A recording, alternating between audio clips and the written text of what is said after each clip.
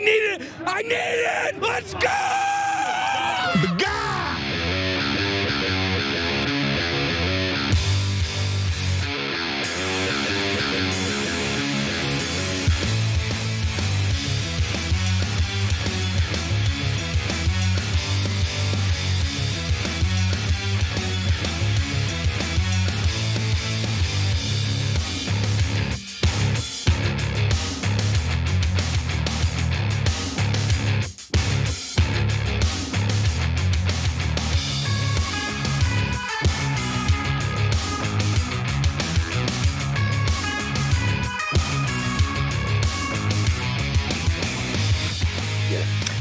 Welcome to TYT. I'm your host, Anna Kasparian. Cenk is with us as well. He is hosting remotely from the Web Summit, I believe in a different country. And we've got a giant show ahead for you all today. Cenk, how you doing? Yeah, I'm good. I'm in Vancouver. I am, in fact, in a different country. I looked it up. And I'm gonna do some panels here tomorrow. I'm gonna moderate a panel between a guy who's arguing for dictatorship, Curtis Yarvin, with a TYT friend of the show, Ramesh Srinivasan, debating him. So a lot of good panels here if you can make it out to the Vancouver Web Summit. But meanwhile, we've got an amazing show ahead for you guys. The economic catastrophe has begun. And of course, the Iran war continues with Israel and others pushing forward. But really the story you've got to see today is the one about the Israeli prisons and what they do, the different sexual torture that they do to Palestinian detainees. Okay, so we're having technical issues and the echo that you're hearing, Cenk, is coming through to the rest of the audience. So we're gonna have to take a break. I apologize, guys, we'll be right back.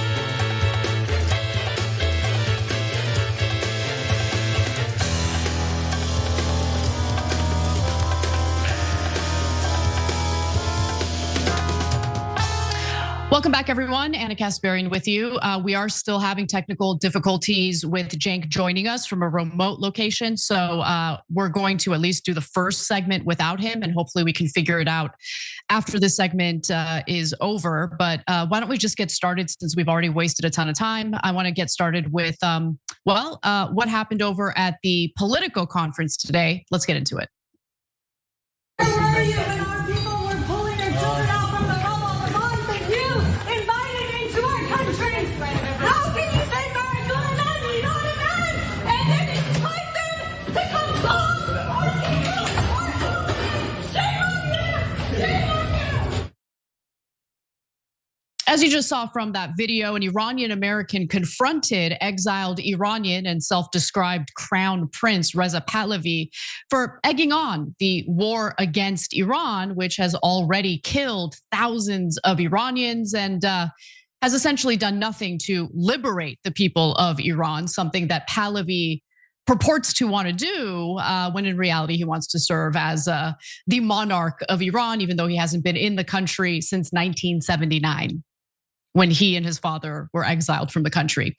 Now, Pahlavi was actually at the Politico Security Summit, where all the warmongers and defense contractors get together in an effort to maintain our current war-obsessed culture here in the United States.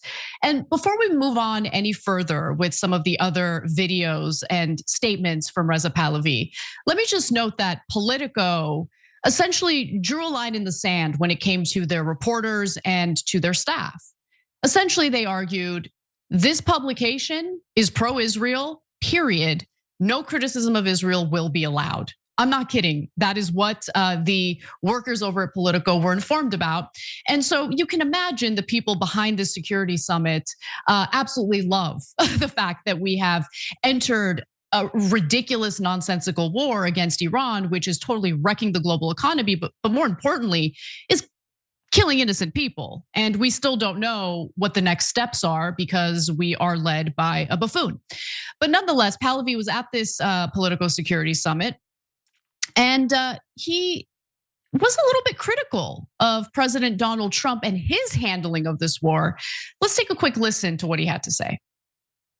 President Trump has also threatened to destroy Iran's civilian infrastructure and, quote, wipe out Iran's civilization if the Iranian government didn't make a deal. Do you think that kind of rhetoric is appropriate, even as a negotiating tactic? No, it's not, because again, it's part of sending the missed signal. Are you here to liberate us or further hurt us? What hurts our nation is its, of course, civilian infrastructure. What helps us is when you hit the regime and its infrastructure. When the regime adapts in tactics to use people as human shields, as they would hide many aspects of their anti-riot forces or whatever you want to call it in public areas, including schools and hospitals, a little bit a la what Hamas has been doing in Gaza.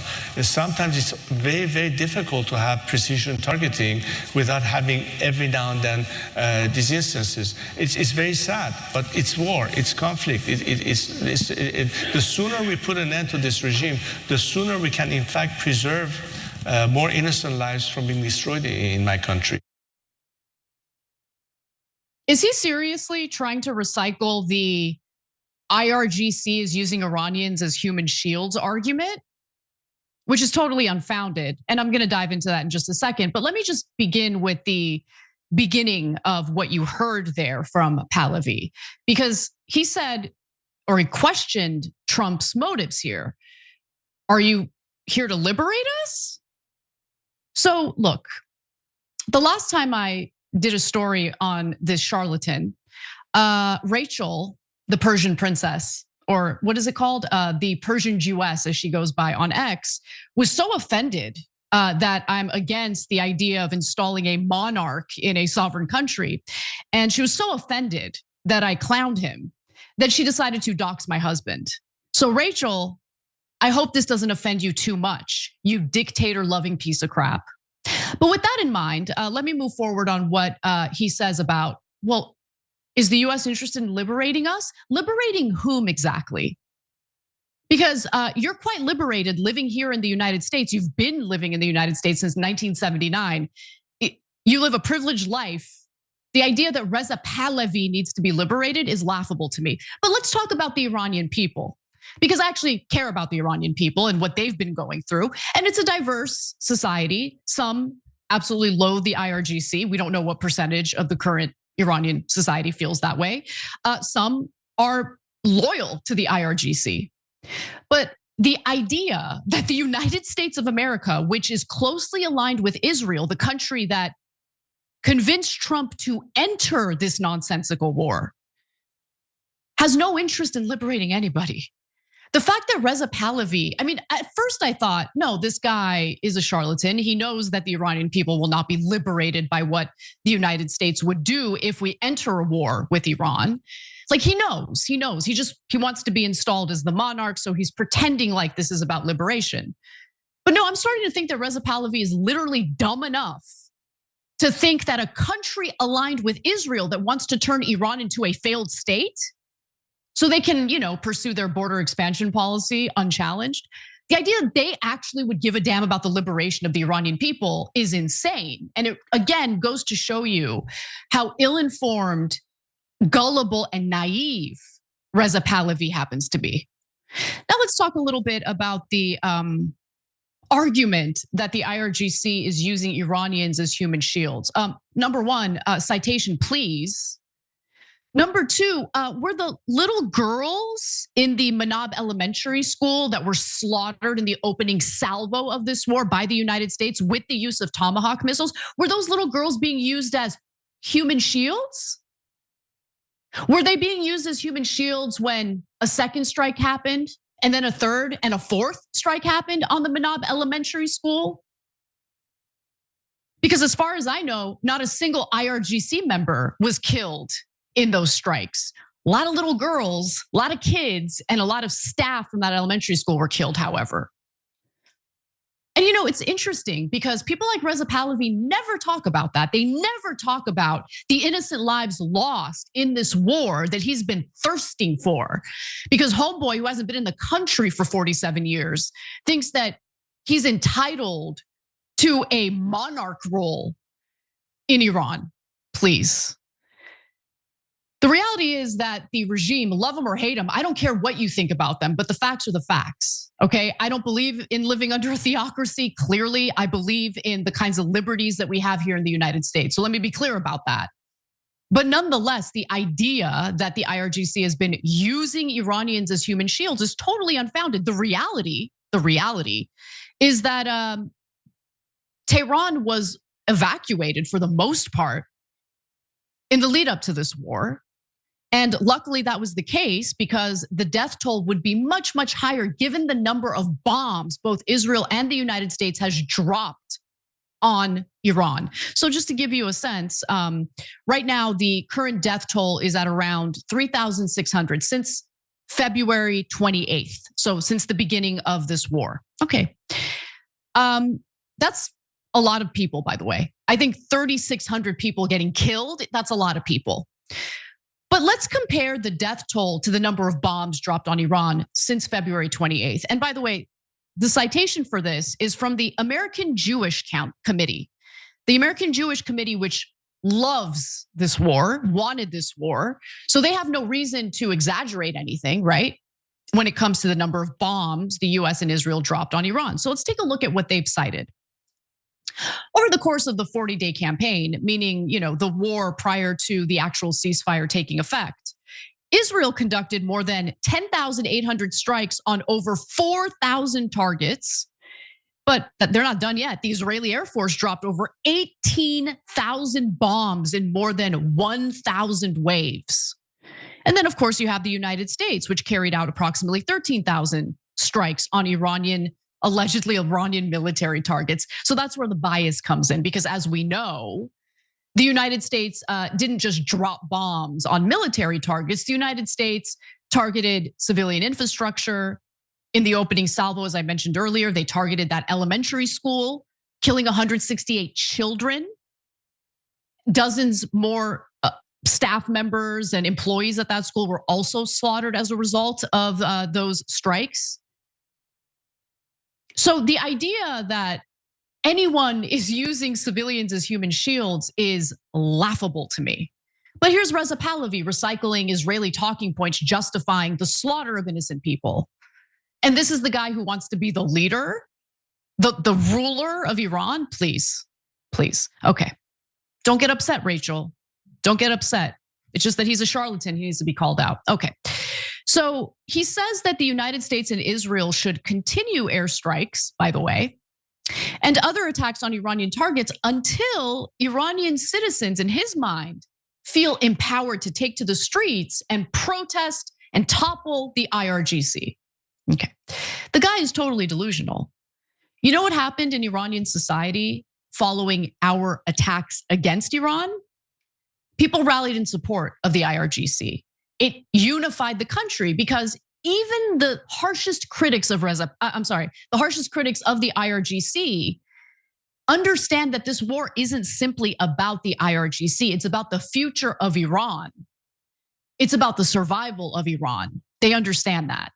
And so as much as they might loathe the current leadership and the system of government in Iran, they understand that these foreign actors coming in and bombing the crap out of their country, the president of the United States threatening to bomb Iran until their civilization is dead, that makes you realize real quick, well, there's option A, which is protect your country and do what you can to change the political system without foreign interference, or you go with the foreign interference, which clearly doesn't care about the lives or the liberation of the Iranian people.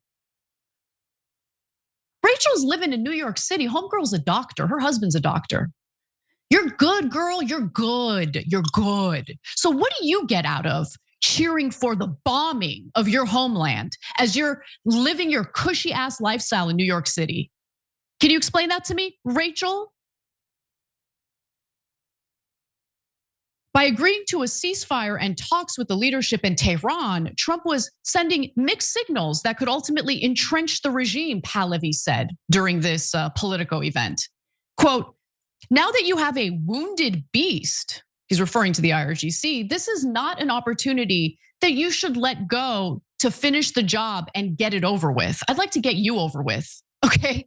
This scumbag, who, by the way, in previous interviews says that, even if I am installed as the monarch of Iran, I have a life here in the United States, so maybe I split my time.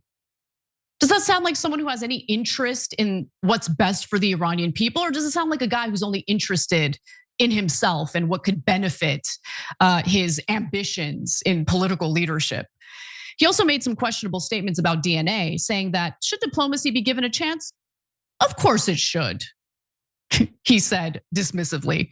But then again, we know by now that in its DNA, the regime is incapable of coming to terms with coexistence with a free democratic society. It has a mission to export an ideology. There's no evidence of that, number one. Mission to export its ideology. Aside from the proxy groups that are, in the case of Lebanon, protecting or attempting to protect Lebanon from Israel annexing Lebanese land. I don't know what he's talking about there. But here's one thing that I do know without a shadow of a doubt. Iran has all sorts of ethnic minorities and religious groups within it that the American people have been lied about. You would think that every single person living in Iran is a hardcore Muslim extremist, but that's not the case at all.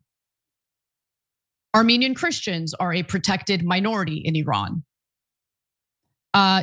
There is a large Jewish population in Iran, and their synagogue was bombed by the Israelis, and they took ownership of that. They admitted that they bombed a synagogue in Iran on purpose. Does that sound like liberation to you? Because if you actually lived in a theocratic society that was so extreme that they wouldn't allow any other beliefs to take hold, the Armenian Christians would be targeted. They'd be in prison, they'd be persecuted. But that's not happening, is it? This guy's a charlatan. Rachel, the Persian Jewess on X, is a charlatan. Yeah, you heard me, bitch. So the idea that we ever got involved in this war for the good of the Iranian people was always a lie. And it brings me quite a bit of shame to know that we have been front and center in causing pain and suffering to so many different countries in that region on behalf of Israel. And by the way, it's not just us that's paying the price, economically speaking. The entire globe is paying the price, economically speaking. And the entire globe knows that behind this war, the cheerleaders who go to the United States into this war is Israel. So all that hostility directed toward Israel, again, has nothing to do with the religious or ethnic makeup of that country. But it has everything to do with the fact that Israel has engaged in behavior and activities and wars that everyone is suffering from, that everyone is suffering the consequences of. That's the reality. Anyway, we're gonna go ahead and take another break where I will probably be extremely annoyed as we try to work out tech issues, and we'll be back.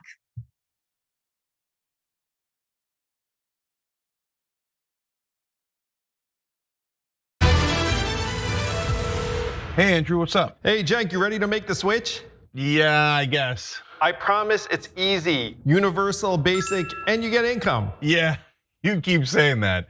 But you sure I'm gonna have coverage? Of course you will. You think I would have bad service? I'm Andrew Yang. Of course I have good service. All right, let's try. But I'm so bad at tech.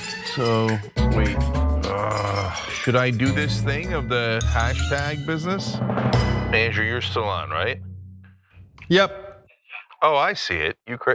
No, wait, I don't see. Oh, yeah, I do see it. Here we go. I actually did not realize that you'd be searching in real time, but I love it.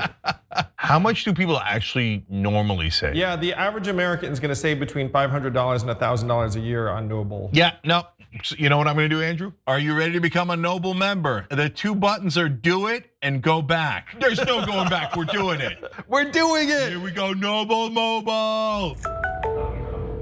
Oh my gosh, I just called you and are you now on Noble and not Verizon? Why didn't you tell me it was gonna be super easy? I know, man. Now you just stay away from your phone and watch the money roll in. I can do that, here you go, phone, yeah. What the Cenk, you still there? Andrew? Oh, well, at least I got Noble Mobile. It was really just one take. The whole thing is wild. It's in my shoes. It's in my shoes. Hi, I'm Brett Ehrlich with breaking news with Brett Ehrlich. This is breaking news with Brett Ehrlich. Hi, Brett Ehrlich here. According to EPA head Scott Pruitt, climate change is not happening. He cited a meme on Facebook he saw. When pressed to back up this source, he said it must be accurate because the watermark said it was made by a scientist.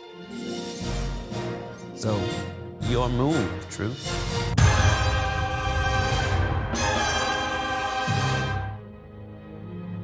At TYT, our mission is to boldly pursue truth, challenge the establishment, and drive positive change.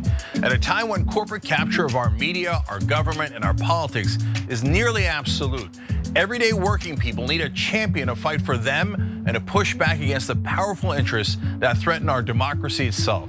At TYT, we're proudly progressive and call out corruption and duplicity wherever we see it, from Republicans, Democrats, or anyone else. And unlike mainstream news media outlets, we're not beholden to corporate advertisers, to defense contractors, to Wall Street, or to Big Pharma. We only have to answer to our audience, and for nearly 2 decades, we've accomplished that by delivering honest, timely, and insightful perspectives on the day's news without fear or favor or concern for whose toes we might step on or which powerful elites we might offend. And while we're super serious about the news, we also manage to do it in a way that is fun and lighthearted. We can do this together and serve our audience, and yes, have fun doing it.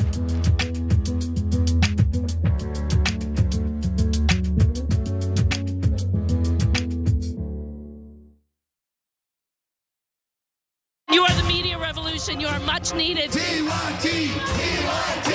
The place is like 95% TYT on.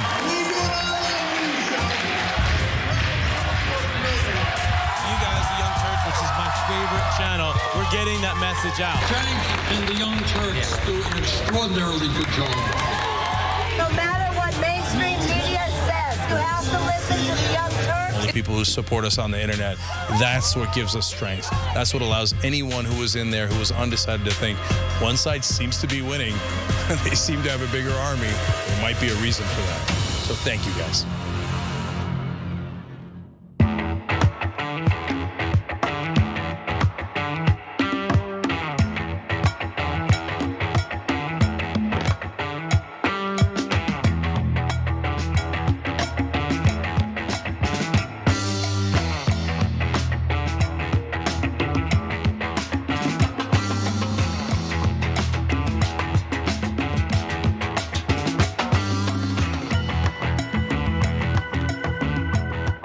All right, hey guys, I'm back. Cenk Uygur, Anna Kasparian on the Young Turks. Let me catch you up on a bunch of things, and then we're gonna power through all the news for you guys without any breaks.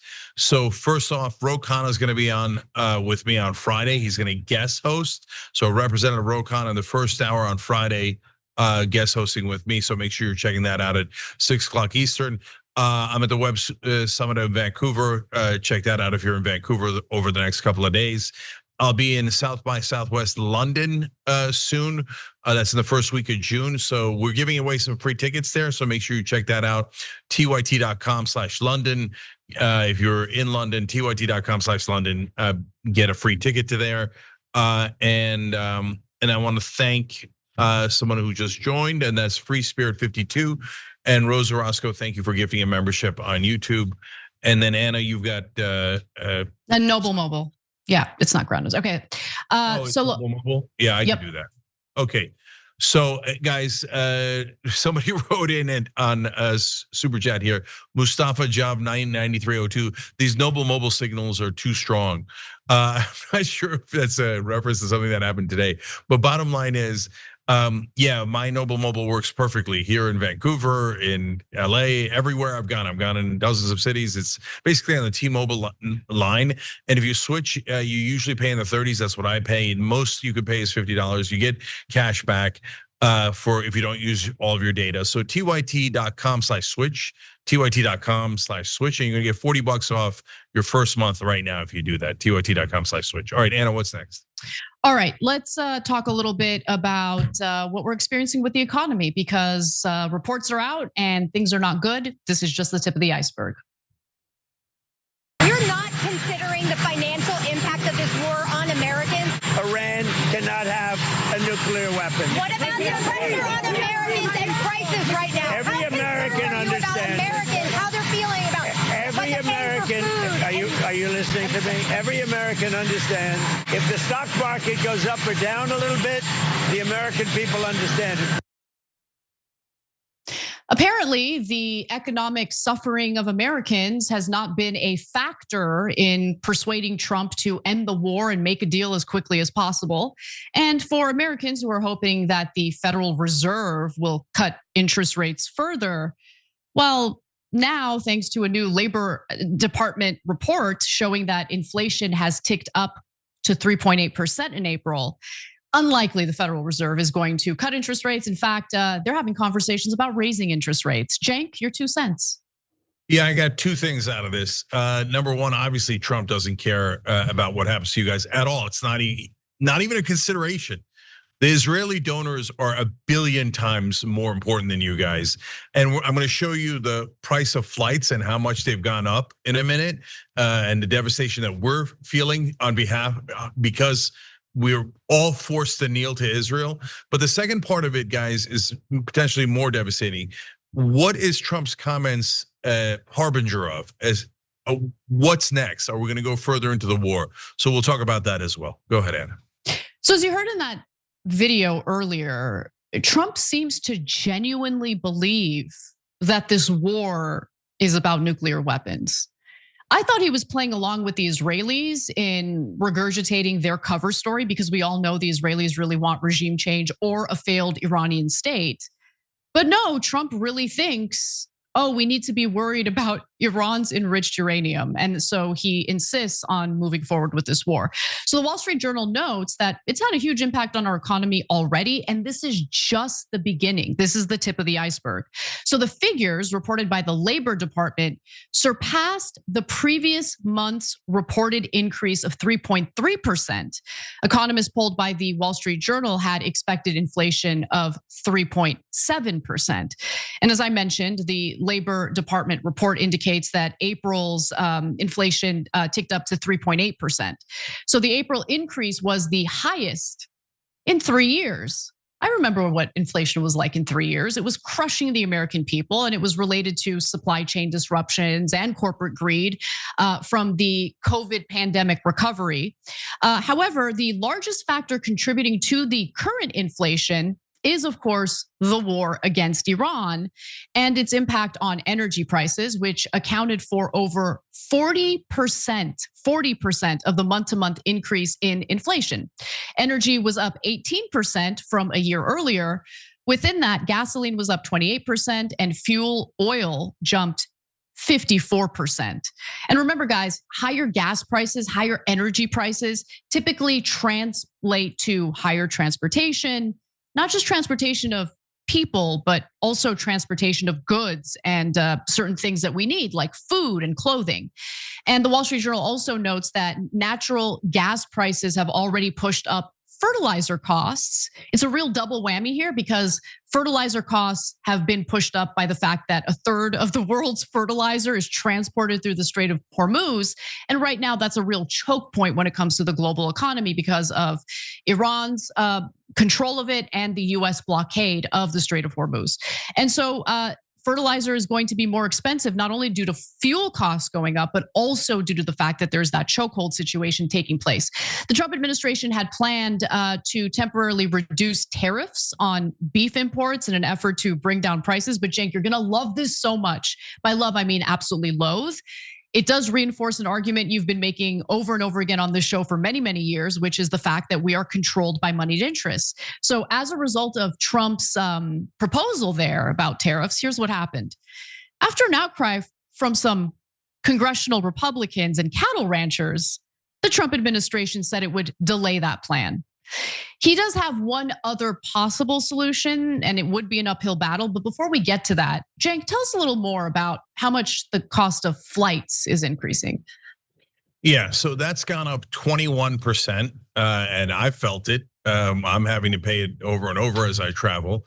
And about 30% of Americans have canceled their vacations. And Trump says, I don't care. You guys aren't my donors. You don't have blackmail on me. You're not beloved Israel. I don't care. Coffee's gone up 19%.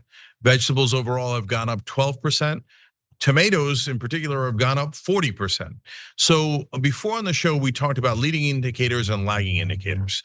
So we're in the middle indicators right now as we speak. So you already got hit with the leading indicator, which was gas prices. And some of the lagging indicators are still rolling in. But right now, food prices are getting hit real hard because they're kind of in the middle. They get hit right after the gas prices. So obviously, airplane tickets are very much affected by fuel prices. Hence, they're affected in the middle.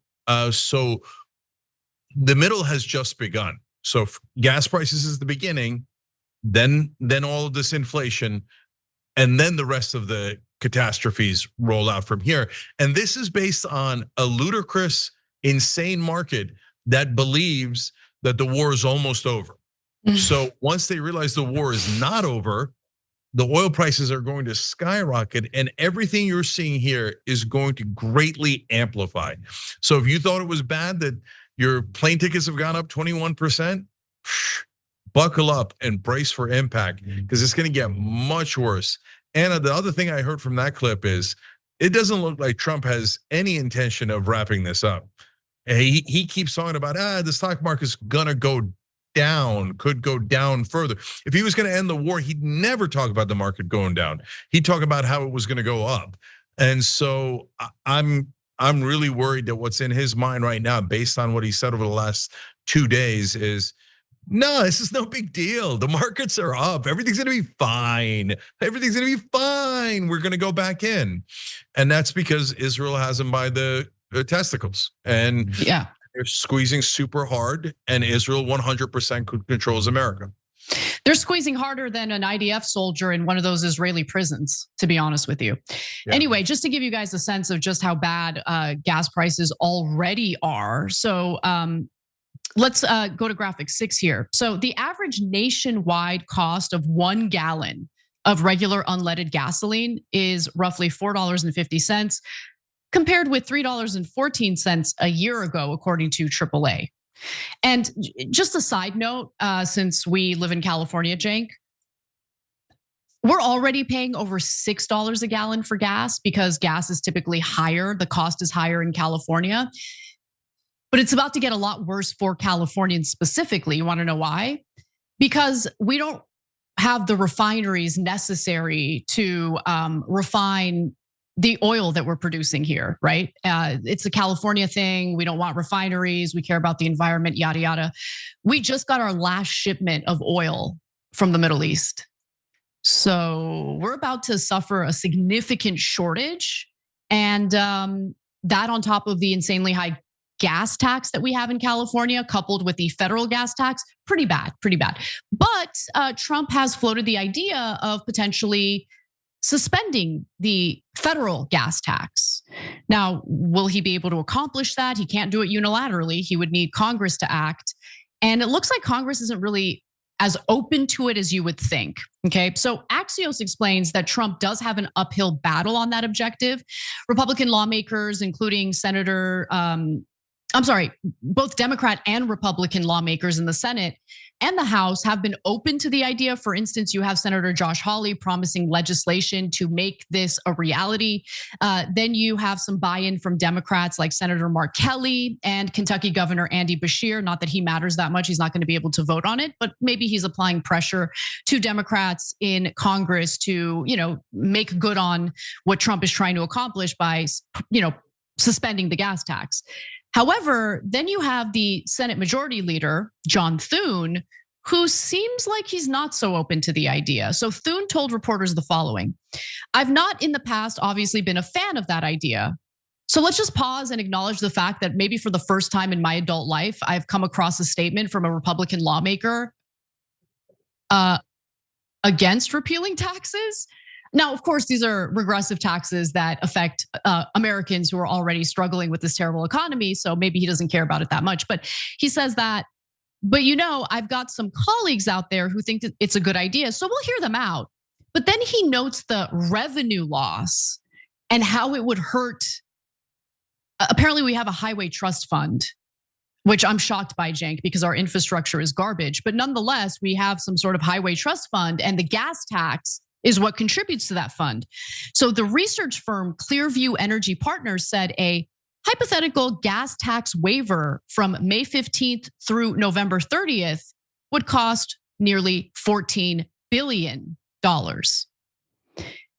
Just to note that the underestimate on how much the Pentagon is spending on the Iran war is $25 billion. It would have been far better if we just didn't enter the war, but we don't have a leader who's really smart or safe from blackmail from a foreign government. But nonetheless, according to Thune, the best thing that can happen for gas prices is for the Strait of Hormuz to get opened up again.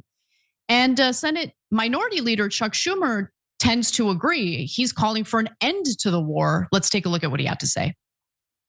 Americans are paying over $4.50 for a gallon of gas because Donald Trump refuses to end this war. $1.50 more than when this war started. Americans need every cent they can get right now. And Senate Democrats will work with whomever it takes to bring down costs. But Republicans need to realize that Donald Trump's proposal to suspend the gas tax is simply not enough. 18 cents of gas tax relief a gallon doesn't even come close to the $1.50 gas price increase from this war. Americans can't afford for their economy to be left on life support, which is why we need to end this war and get our economy back on track. I'm glad he said we need to end this war. I totally agree with him on that. But if anyone's under the impression that Trump is factoring in Americans' financial situation and motivating him to end the war, you'd be mistaken. You heard what Trump had to say earlier. Here's another video of him reiterating the point.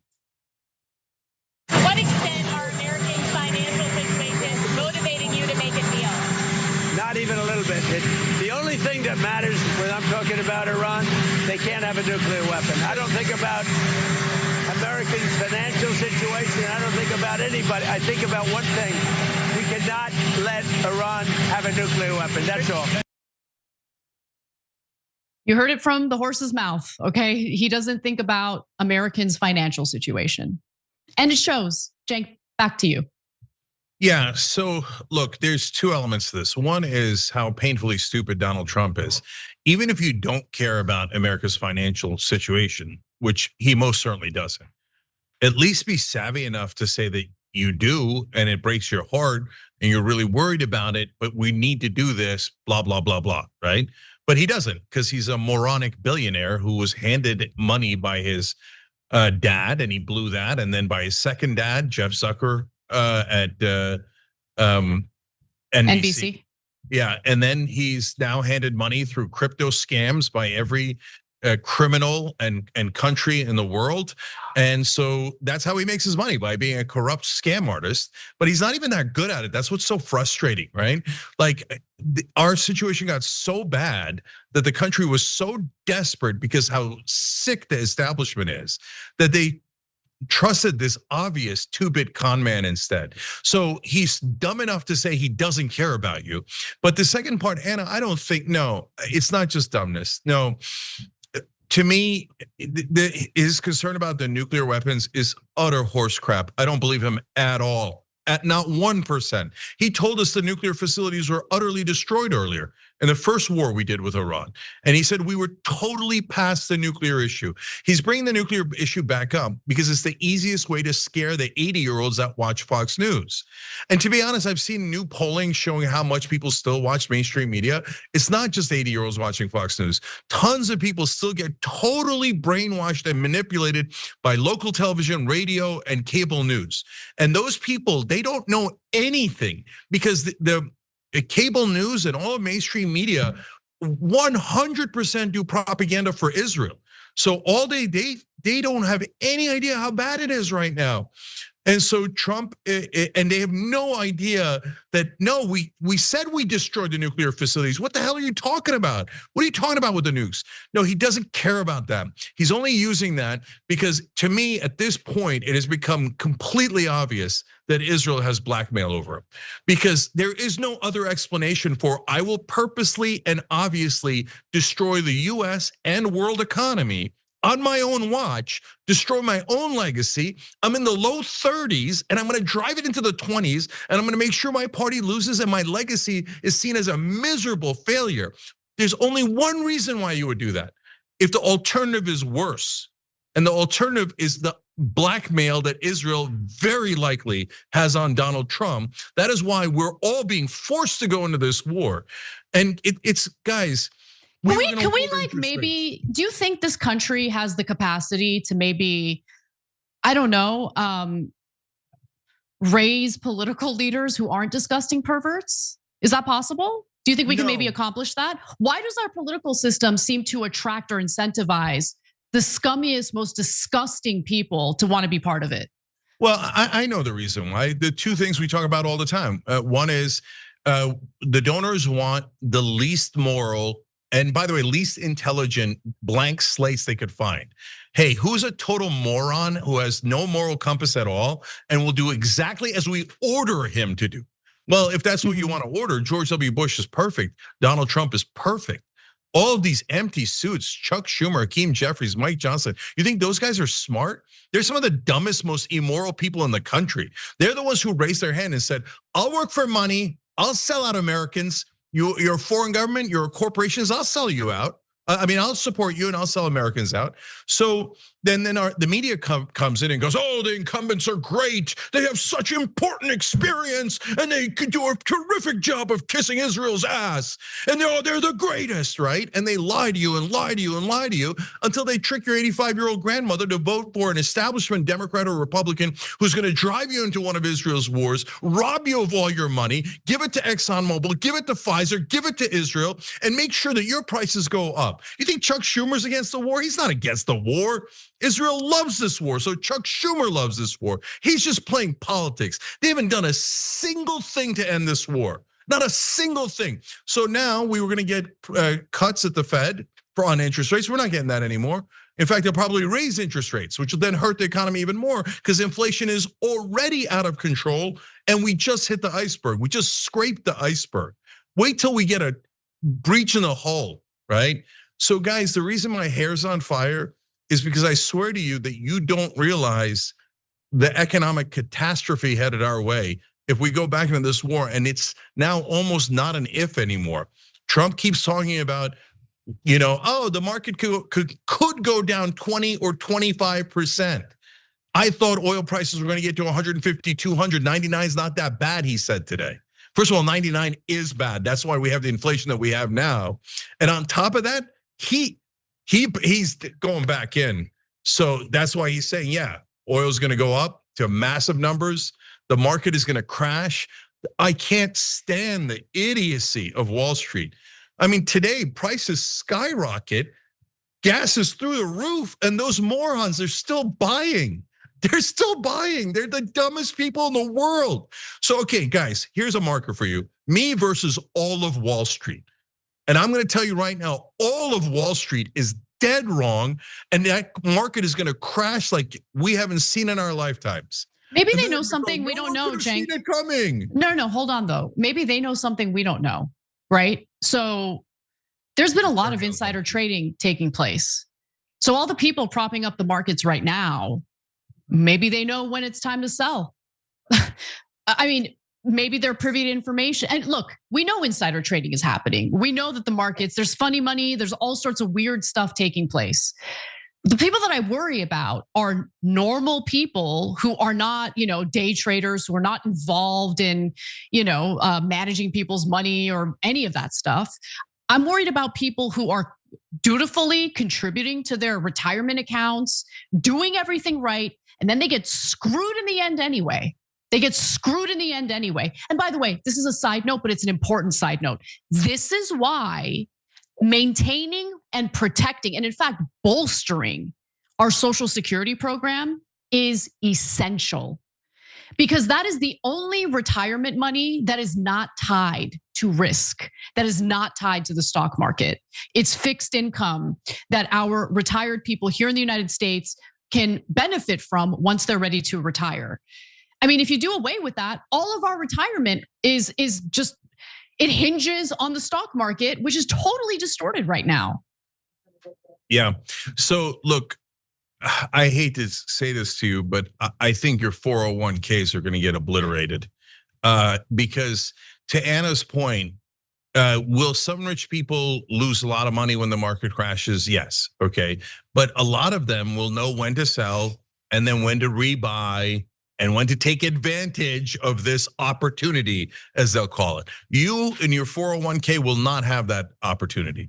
Instead, they'll take all of it, so much of it from you. They'll destroy your retirement savings and then laugh in your face. And go, I'm not that concerned about America's financial problems, as Trump did today. Yeah, Israel's more important than your retirement. Americans, shut up, don't retire. Work till you're 70, 75. Israel needs more wars, needs more death and destruction on our behalf, and paid for all by us. So guys, when this economic calamity hits, remember the three things that you should be furious at. Donald Trump, because he sold you out just to protect himself and whatever sick thing that he did that the Israelis have on tape. And he's taken over $300 million in bribes from Israel's supporters. That is an empirical fact. You think he doesn't care about $300 million? Is that what mainstream media is telling us? That the most disgustingly corrupt president we've ever had doesn't care about the $300 million that the Adelson family alone gave him? An Israeli family that loves Jonathan Pollard, the traitor who betrayed America and gave him a party in Israel, okay? So that's number one. Number two is the establishment. The establishment didn't do anything to stop Donald Trump. The establishment is the one that guaranteed money in politics and the disgusting corruption that is destroying our country. So if there's an establishment, Democrat or Republican, you would be out of your mind. You would be insane to vote for them. Do not ever vote for an establishment figure. They will do this to you every time. And the third and most important one is Israel. That should when be the your first. retirement is destroyed, when your prices go up, there's only one reason it happened. It happened because Israel controls our government and our mainstream media completely. And they drove us into this war. They drove us into disaster and destruction. And you should be furious at Israel. Anyone who isn't furious at Israel is not paying attention. And by the way, is immoral. I mean, how many genocides, how many wars, how many ethnic cleansings, how much economic destruction can Israel do to America and the world And then we just sit by and go, oh, no, we're all gonna be called anti-Semites by the bullies, the thugs, the Gestapo that run our media. I just talked to Chris Hedges, he's here. And he said the same exact thing that we're saying, which is the job of mainstream media is not to do news. It's to bully people who would challenge the government narrative. Once you get the so-called news media to actually attack anyone who threatens the government or challenges the government, you destroy all news, all journalism, all serving the American people, all on behalf of the donor class. And right now, the most evil donor by a lot is Israel. All right, we got to take a break. When we come back, we've got more news for you, including a discussion on what Pete Hegseth is currently saying about the costs of this war against Iran and the future of the Strait of Hormuz. We'll be right back.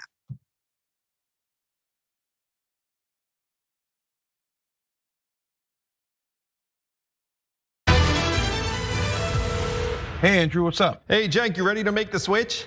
Yeah, I guess. I promise it's easy, universal, basic, and you get income. Yeah, you keep saying that. But you sure I'm gonna have coverage? Of course you will. You think I would have bad service? I'm Andrew Yang. Of course I have good service. All right, let's try it. But I'm so bad at tech. So, wait. Should I do this thing of the hashtag business?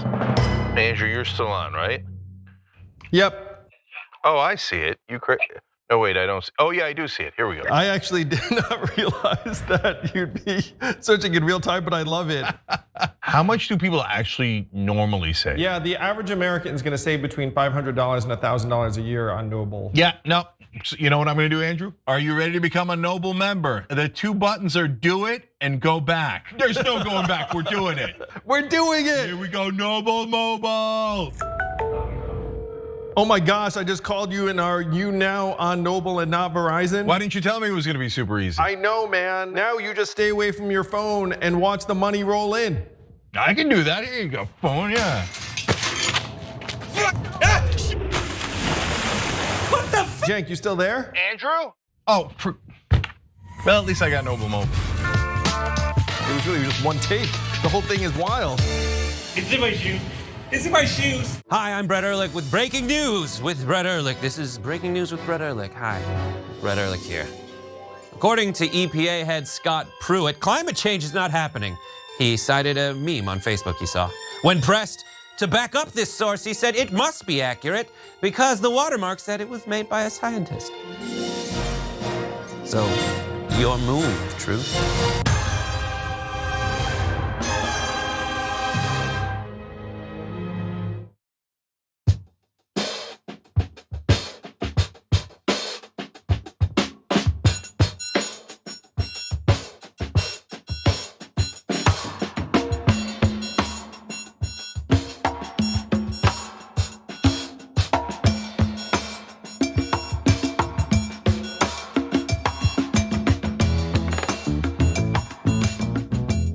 All right, back on the Young Turks, Cenk and Anna with you guys.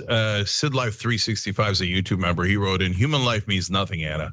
Yeah, well, for our elites here in America and for Israelis, there's only two sets of lives. There's Israeli lives, which are worth 1 billion other lives. And the rest of us are just useless. They don't care about us at all. So maybe we should just all move to Israel. And that way our government will take us seriously. Anyway. No, thank you. They won't let us in anyway. And besides, good. I don't want to go. I have no interest. Yeah, if they let me and you in, they would instantly murder us. Bill Maher, I have an answer for which country I would not want to live in the Middle East. That's Israel, because they'll murder you. How's that for an answer? All right, what's next, Dan? I want to read a quick super chat from Dav Mill. It's an entirely different topic, but I actually agree with the sentiment here. Repeat offender, multiple felonies, carried out a shooting in Cambridge, Massachusetts with rifle banned as an assault rifle. Yet again, gun control fails. Bets on how fast he'll be freed to carry out more of the same. I don't know about that last part. I understand your sentiment though. It depends on which city or state we're talking about. However, no, we do have a crisis in this country. And I think that what's motivating people to carry out these acts of violence is what needs to be addressed, right? And you're seeing more and more of this. People are dealing with mental episodes and all sorts of things. But seeing what has gone down in the West Bank has been an eye-opener for me and made me realize how important it is to maintain our Second Amendment rights. That's where I stand on that, especially since you can't trust our government. Anyway, so let's move on to our next story. You said just a few moments ago, Mr. Secretary, we control the strait. But it's clear that reopening the Strait of Hormuz for commercial traffic eludes us, in no small part because Iran retains a robust stockpile of cheap, lethal Shahed drones, and they are getting help from our adversaries in rebuilding them. What is your plan for reopening the Strait of Hormuz, Mr. Secretary? I would just note that the majority of your question was highly disingenuous and loaded with suggestions that I very much don't agree with. Pete Hegseth is a moron. Cenk, back over to you. What's your 2 cents? Yeah, I mean, he's deeply embarrassing. And even the Republicans clowned him. And Lindsey Graham's frustrated. Hey, how come my dumbass war isn't working well enough? It must be your fault. No, it's Israel's fault and your fault, Lindsey Graham. But go ahead. Let's get this drunk Fox News host, weekend host, to tell us how the war is going when he's the least equipped person in the country to be our Secretary of Defense. Well, the only thing accurate about it, Anna, is renaming it to the Department of War. Yeah, Trump's a giant liar. The anti-war my ass. All he wanted was war for Israel. That's why he renamed the Department of Defense the Department of War. Go ahead. So today, as you just heard, Secretary of War Pete Hegseth was unable to explain how the United States would force Iran to reopen the Strait of Hormuz, which is unsurprising, right? I mean, of course, he immediately goes to criticizing tone or the so-called disingenuous framing of the question. Totally ridiculous. Now, there's more where that came from, by the way. So let's watch Hegseth attempt to explain why the US could possibly have any leverage over Iran right now. Take a look. The idea that they control anything, you can terrorize something, you can hold it at issue with piracy, as I've talked about at the Pentagon podium time and time again. Correct. That doesn't mean you control it. We control what goes in and out, and we control whether or not we have to restart conflict. The president does as well. My concern, Mr. Secretary, is that you've achieved a series of tactical successes, but are on the verge of a strategic loss because we are now negotiating. Just think it's so foolish. Here we are in a committee in the United States Senate, 74 days in, and you're talking about strategic loss. We have the ability to defeat a 47-year threat of a pursuit of a nuclear weapon. We have more leverage than we've ever had. We've had incredible battlefield successes, and you're talking about a strategic loss, Mr. in disingenuous questions. Mr. Secretary, this is how you undercut efforts that could otherwise and are otherwise I am being not very your effective. enemy, sir. I am not your adversary. I share your goal of preventing Iran from ever having a usable nuclear weapon.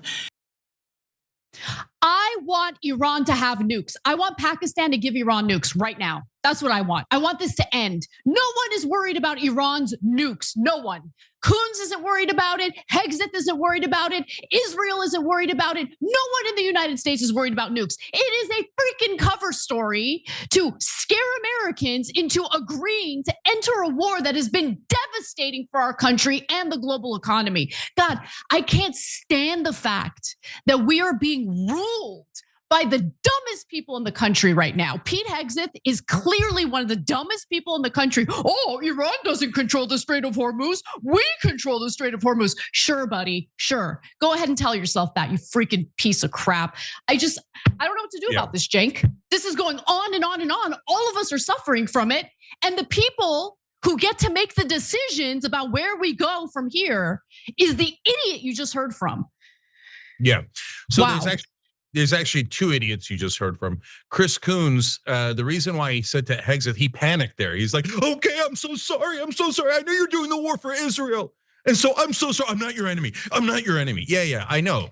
Chris Coons is one of the 7 snakes in the Senate who joined the Republicans to make sure that Israel got more 1,000-pound bombs so they could murder more children and grandmothers and civilians. Scumbag. And then he gave them armed bulldozers to destroy innocent civilians' homes and to murder them if they're anywhere nearby.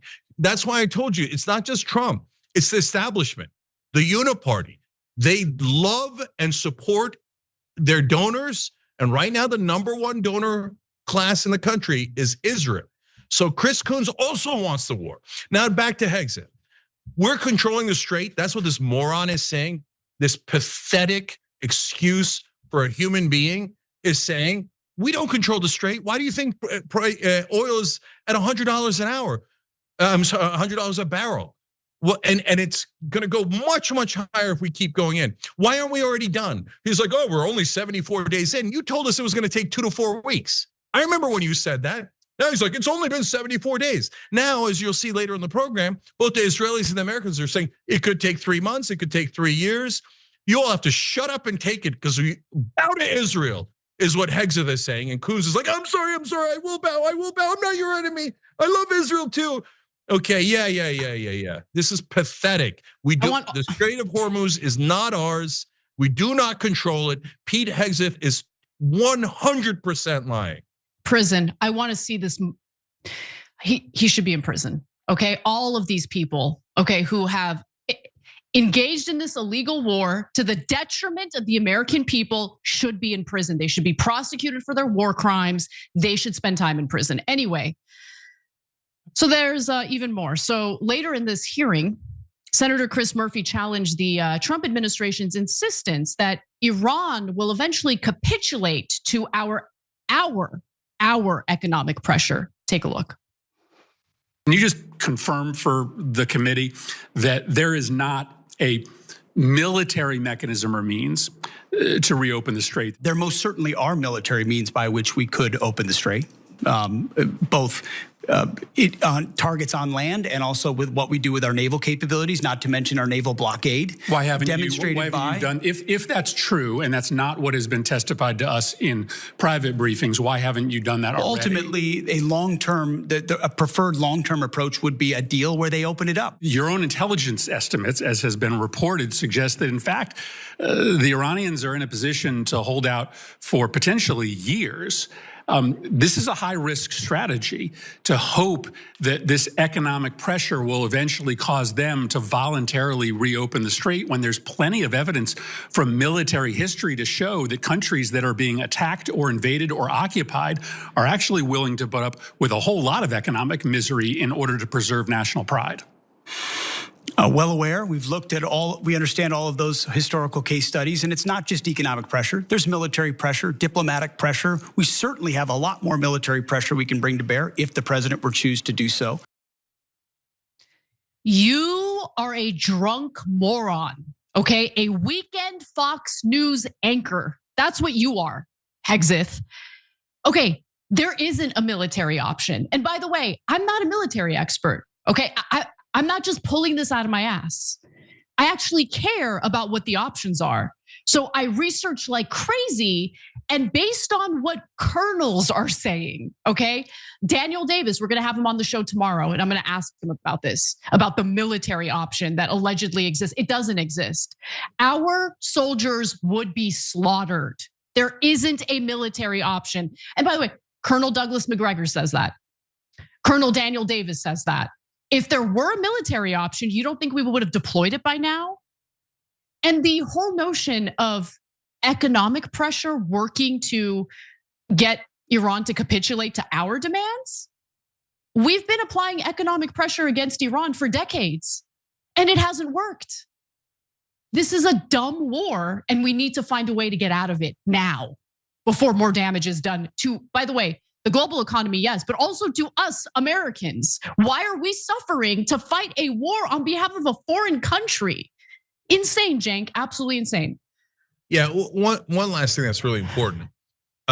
We actually already tried to open up the Strait of Hormuz militarily. We tried to ram through the blockade. That happened just about a week ago. That was, remember, Project Freedom. It lasted for about 36 hours maximum. And what happened was we got hit. Our warships got hit by Iran, and then we had to tuck tail and turn around. And so it's not like we didn't try to open up Strait of Hormuz. We couldn't do it. And then we ended it immediately because it was a spectacular failure. So look, I get it that our politicians lie like approximately 98% of the time. I loathe the way mainstream media plays along with that theater, like as if the politicians aren't lying when they're universal liars. And Bush and Cheney lied us into that Iraq war in just what I thought was a historic way. But now we're at a different level. We've totally Israelified our government, and that means there isn't a single thing they're saying that's true. Like every sentence is a lie, and like outrageous Baghdad Bob type of lies. Right? I can't stand the disrespect. Bob, sorry, Anna, one last thing. When Baghdad Bob said that Saddam Hussein and Iraq were winning the war right in the beginning when we first attacked, and you see the tanks rolling, American tanks rolling behind him, that's how ridiculous we look now, saying the Strait of Hormuz is open and we're winning this war. It's just infuriating, Cenk. So many people were already suffering prior to this war, economically speaking. These people disrespect us on a daily basis, and I can't stomach it anymore. So meanwhile, the cost of the Iran war, unsurprisingly, keeps climbing. Now, Israel's not paying for it. This is a war for them. They're benefiting from it, but they're not paying for it. We're paying for it. We've sacrificed our troops for it. We've sacrificed military weaponry for it. So we're bearing the burden of these costs, and I want you to know that. I want you to absorb it and really feel it. And next time Netanyahu claims that people hate on Israel because they hate the Jews or they're anti-Semitic, just remember what the real reason is. The fact that we are suffering on behalf of their needs, which is an expansionist project to steal land from their neighbors and not have to deal with the challenge from Iran or its proxy. So let's get into the cost, because here's Jules Hurst. She's the National Financial Officer for the Pentagon. She's gonna weigh in on how much this is costing us. Mr. Hurst, on April 29th, as you indicated to the ranking member, you said that the Iran war had cost $25 billion in total. You reaffirmed that today. Do you have any other updated costs or projections since that testimony that you've given? Outside reporting estimates have indicated that the war costs could be $1 billion a day. Do you have anything to share? Yeah, thanks for the question, sir. So at the time of testimony in front of the ask, it was $25 billion. But the Joint Staff Team and the Comptroller Team are constantly looking at that estimate. And so now we think it's closer to 29. Yeah, okay, Jules, don't insult our intelligence, okay? Oh, we thought it was gonna be 25 billion, but it turns out, oopsie, it's only gonna be 29 billion. No, it's gonna be a lot more than that. So turns out that Dr. Justin Wolfers, a professor of public policy and economics at the University of Michigan, argues the following. My math suggests that the Iran war will cost hundreds of billions of dollars and very possibly trillions. Well, past experiences in fighting wars on behalf of Israel certainly shows that to be true. We've spent $8 trillion as a country fighting Israel's wars in the Middle East. Congratulations, America. What a special ally. So let me break down that math a little bit, Cenk, so people understand how he came to that conclusion. Because for one, this war could create a prolonged spike in oil prices.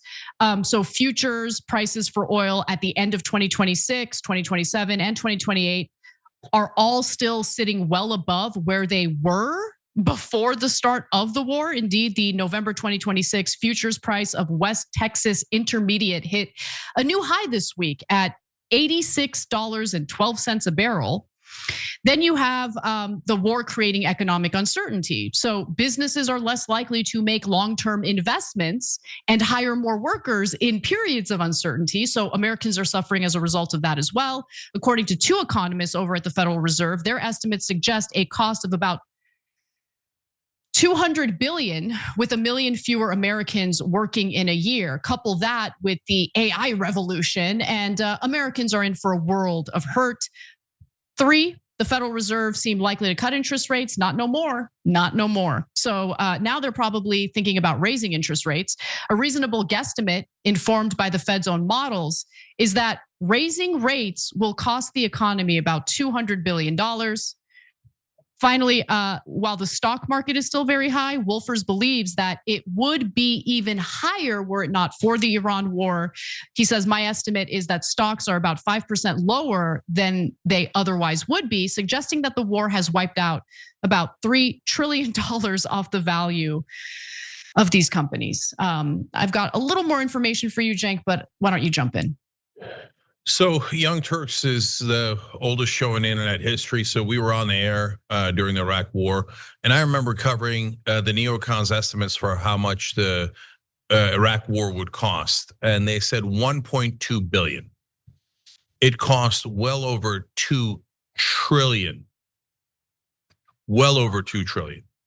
So they're 100% lying to you. The reason they lied to you in the beginning is because they want to sucker you into a much larger war.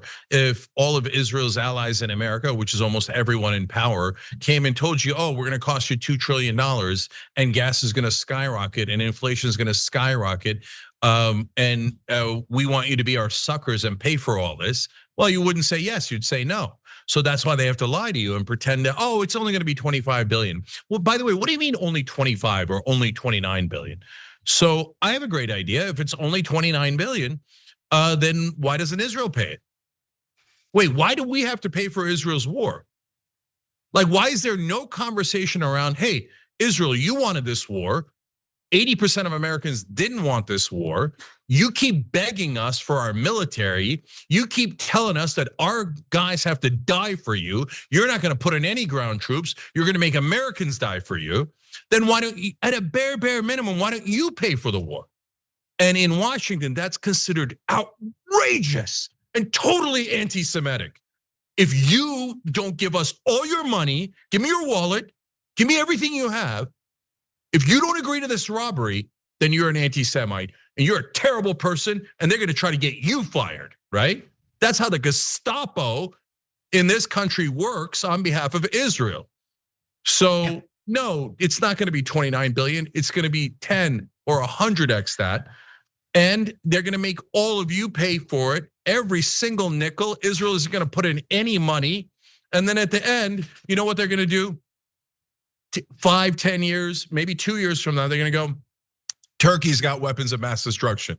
Hey, Jake Tapper, tell him again. Hey, all of Wolf Blitzer, all of cable news, just like we lied to them in Iraq, the most obvious, stupid, pathetic lie that you shoved down their throats on behalf of Israel. Great job, all of CNN and all of Fox News and all of you on cable. And then you did it again in Iran, and then you'll do it again in Turkey. And then we'll invade Singapore because Israel's got no one left to invade. And after we've lost every single dollar in America, they'll come by and spit on us and go, you anti-Semites, we have no more use for you. Now we're going to India and robbing them blind so they could pay for 28 more wars for Israel.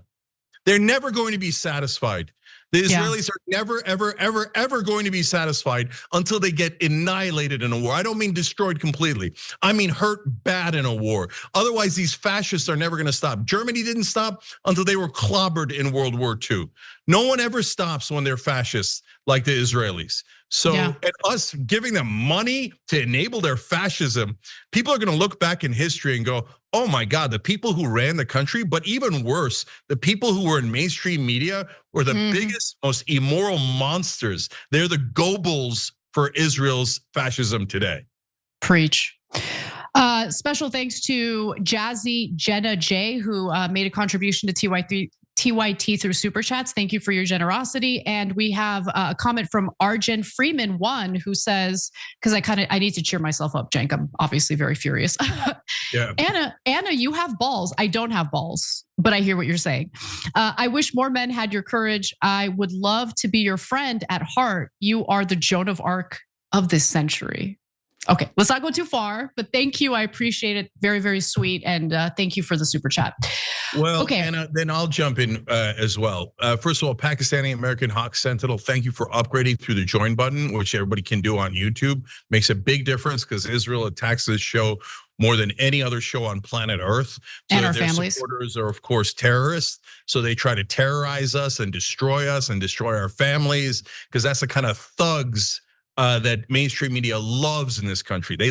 Mainstream media in this country is terrorist sympathizers. Anyway, Faye Scott Smith, thank you for the shout out. She said, I've had Noble Mobile since January and I love it. It also shows me to use my phone less. Oh, Faye, that's perfect. TYT.com/switch, guys. TYT.com/switch. I'm telling you, everybody who gets it loves it. All right, Anna, what's next? All right, this next story is really difficult, so I just want to give everyone a warning. I'll do another warning in a little bit, but it does have to do with sexual assault. Anyway, so let's get into it. New York Times columnist Nicholas Kristof is facing major backlash and potentially lawsuits over telling the truth, over a report he put out regarding the sexual abuse and rape of Palestinian detainees by Israelis. Now, before we get into this story, we'll give a trigger warning. It's really important because we're going to be discussing pretty graphic accounts from survivors of this abuse, which of course may be unsettling for some of you. So I just want to give you enough warning ahead of time. But with that said, here's a video that Kristof put out to draw attention to his reporting. Take a look.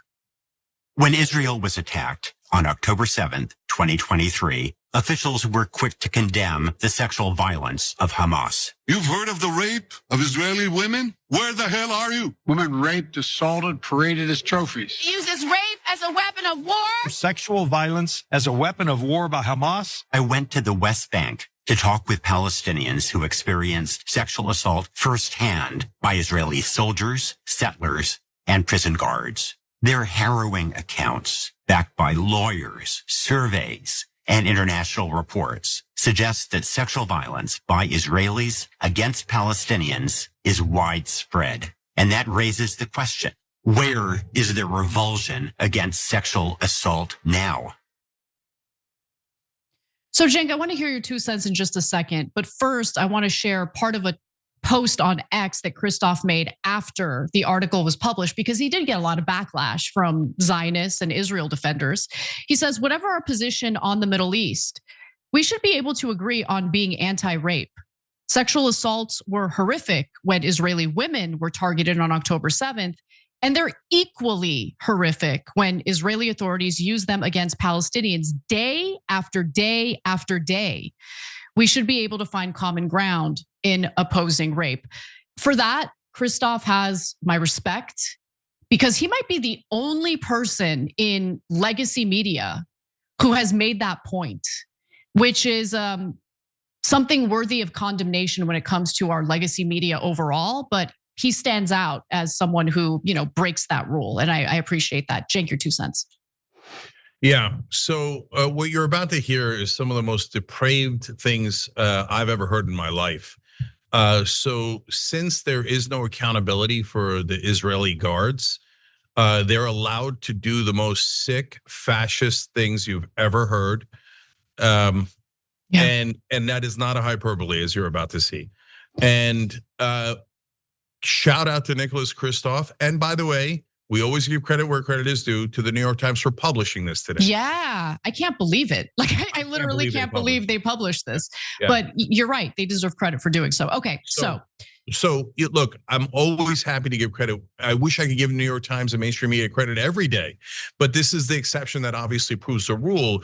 And the fact that it's so groundbreaking, even though we've told you for months that this has happened, but the rest of the media absolutely refuses to print and to talk about Israel's war crimes and their sick fascism. So Kristof deserves a world of credit. But Anna, let's tell them what the Israelis have done.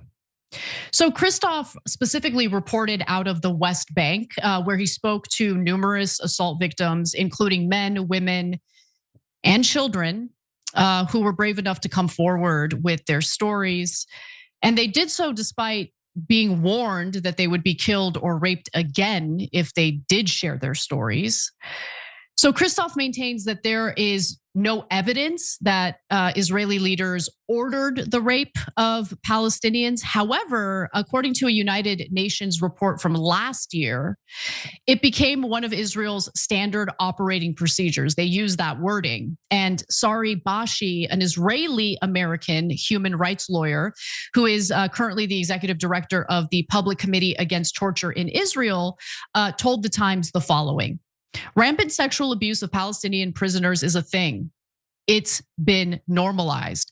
I don't see evidence that it has been ordered, but there's persistent evidence that the authorities know it's happening and are not stopping it, which I would venture to say is just as bad because you are allowing for this abuse to be normalized, knowing that it will continue happening over and over and over again.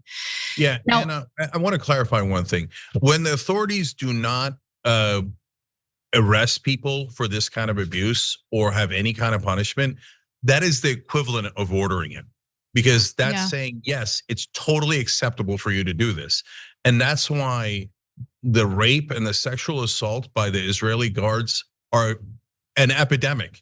They're massive, massive. They won't stop doing it because their commanders have told them it's totally okay. There'll be no punishment whatsoever. So back to you.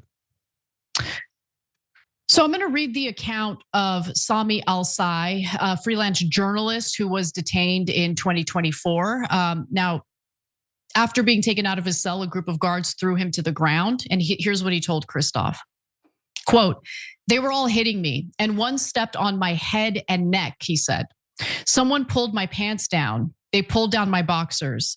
And then one of the guards pulled out a rubber baton used to beat prisoners. They were trying to force it into my rectum and I was bracing myself to prevent it, but I couldn't," he said, speaking with increasing anxiety. "It was so painful. The guards were laughing at him," he said. "Then I heard someone say, 'Give me the carrots,'" he recalled, adding that they then used a carrot. "It was extremely painful. I was praying for death." He was blindfolded as they were abusing him like this, but he did hear someone say in Hebrew that don't take photos, because these sick people, as we learned in other instances, like to tape it, like to record it, or like to take photos of it. Sometimes IDF soldiers incriminate themselves by brazenly posting abuse online, and that's how normalized it is. Because a majority of Palestinian prisoners are men, most of the rape and sexual violence is directed at them. However, you shouldn't mistake that as no women or children have been treated this way, because they have been. So Save the Children commissioned a survey last year of children ages 12 to 17 who had been in Israeli detention. More than half reported witnessing or experiencing sexual violence. Save the Children said that the true figure was probably higher because stigma left some unwilling to acknowledge what had happened to them. I'm going to give you one other story involving a survivor and what she went through. So one woman who was arrested after the October 7th attacks told Kristof that soldiers who arrested her threatened to rape her, her mother, and her young niece. Her prison ordeal began with a strip search conducted by female guards, but then a male soldier came in when I was completely naked, she added. For the next few days, she said, she was repeatedly stripped naked, beaten, and searched by teams of male and female guards alike. The pattern was always the same. Several guards, men and women together, would come to her cell, forcibly strip her naked, handcuff her hands behind her back, and bend her forward at the waist, sometimes forcing her head into the toilet. In this position, she would be beaten and groped all over, she said. They had their hands all over my body, she said. To be honest, I don't know if they raped me, because she sometimes lost consciousness from the beatings. And according to one journalist who was also detained in 2024, no one escaped sexual assaults. Not all were raped, I would say, but everyone went through humiliating, filthy sexual assaults. On one occasion, he said the guards zip-tied his testicles and penis for hours while beating his genitals. For days afterwards, he said he urinated blood. This is the country we are supporting, funding, literally going into more debt in order to support. These people are monsters, and I don't know, Jang. Like, how do we get away from them? Like, how do we decouple? Like, we need to start having serious conversations, strategic conversations about making that happen. I will work with anyone. I don't care. Okay, this needs to stop. I don't want my money going to these demons. Okay. Anyway, back to you. So they also use dogs to rape men. So 50% of the kids, huge percentage of the men and the women.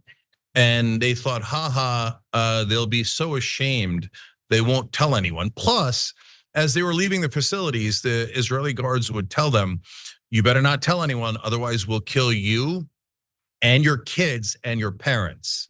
Why? Because they're terrorists. The Israeli government is the biggest terrorist organization in the world by the definition of terrorism. It's not hyperbole. It is just an empirical fact. Their civilian kill ratio is the worst in the world. They kill 100 times more people than innocent civilians than Hamas or Hezbollah. And they do the most sick, depraved sexual assaults and rapes of their detainees. And by the way, we call them detainees. And when they're hostages. When Hamas took hostages, we called them hostages. But in reality, Israel arrests tens of thousands of Palestinians on no charges. And for a lot of them, they never charge them with anything at all, but they do beat them. They starve them in those prisons. They oftentimes get diseases in those prisons. They rape them in those prisons. And that's what they do to their hostages. They're hostages because they never charge with any crimes. Israel takes 10 times more hostages than Hamas does, and they abuse them much worse than Hamas does. But they have a bunch of terrorist sympathizers in America that are all the cable news anchors and almost all of mainstream media, and their job is to protect the fascists. Their job is to protect the terrorists so you don't find out how they're raping people with dogs, because that's what the Israelis are doing. Guys, this is not about ethnicity, religion, or race. Fascism goes around the world, and it was in Germany before. It's not endemic to Germany. It's not there anymore. It wasn't there before. It's not there after. It's same thing in Serbia, same thing in Turkey, and now it's in Israel. And the reason it happens is really important for you to know, because that's how we're going to stop it. Because if you don't know why, you're never going to be able to stop it.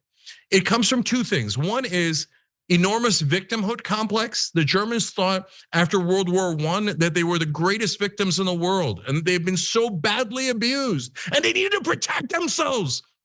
And against who? Against the entire planet. What does that sound like? It sounds identical to Israel. We're the biggest victims in the world, and we have to protect ourselves by murdering all of our neighbors. And then you hear the lunatics say it all the time, because once fascism sets in, there's zombies. So they say, well, if we let the Palestinians be free, they would kill us all. No, they wouldn't. They wouldn't do what you're doing, because they're not fascists. Now, the reason they're not fascists, most, of course, countries and ethnicities, et cetera, aren't, is because they're lacking the second problem. So the Palestinians are plenty victim enough at this point.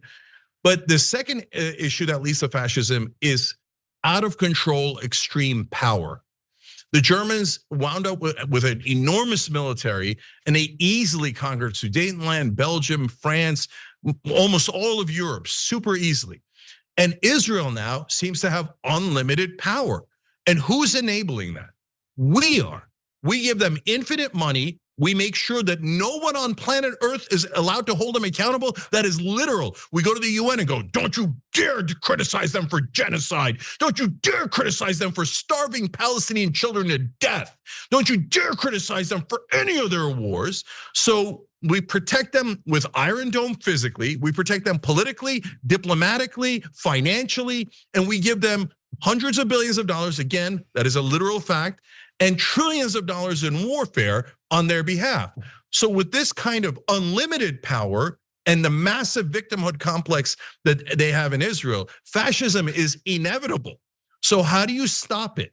You stop it by taking their power away. That's what's encouraging them and aiding and abetting them in their wild, out of control, rogue state that they are now. cut the funding entirely, not 10 years from now. As I can't believe our media is giving Netanyahu credit. Oh, he's so generous. He only asked for 10 more years of funding. That is not generous. That is a robbery. End the robbery. So not one more dollar to Israel, and we'll be on our way to fixing it. But of course, our politicians and our media are way too corrupt. So they're going to keep stealing your money and handing it over to Israel for more and more rapes and sexual assaults and murders and terrorism. That's all the Israelis have now. All right, Micrograms in our Twitch subscribers community says that the IDF occupier that smashed a Jesus statue supposedly faced more consequences than any of these lunatics did. And he's right about that. He's right about that. And Anna, can I just say something real quick? No, hold on, let me finish my point. Micrograms, the real question is how many Americans are informed about what the Israelis are really up to?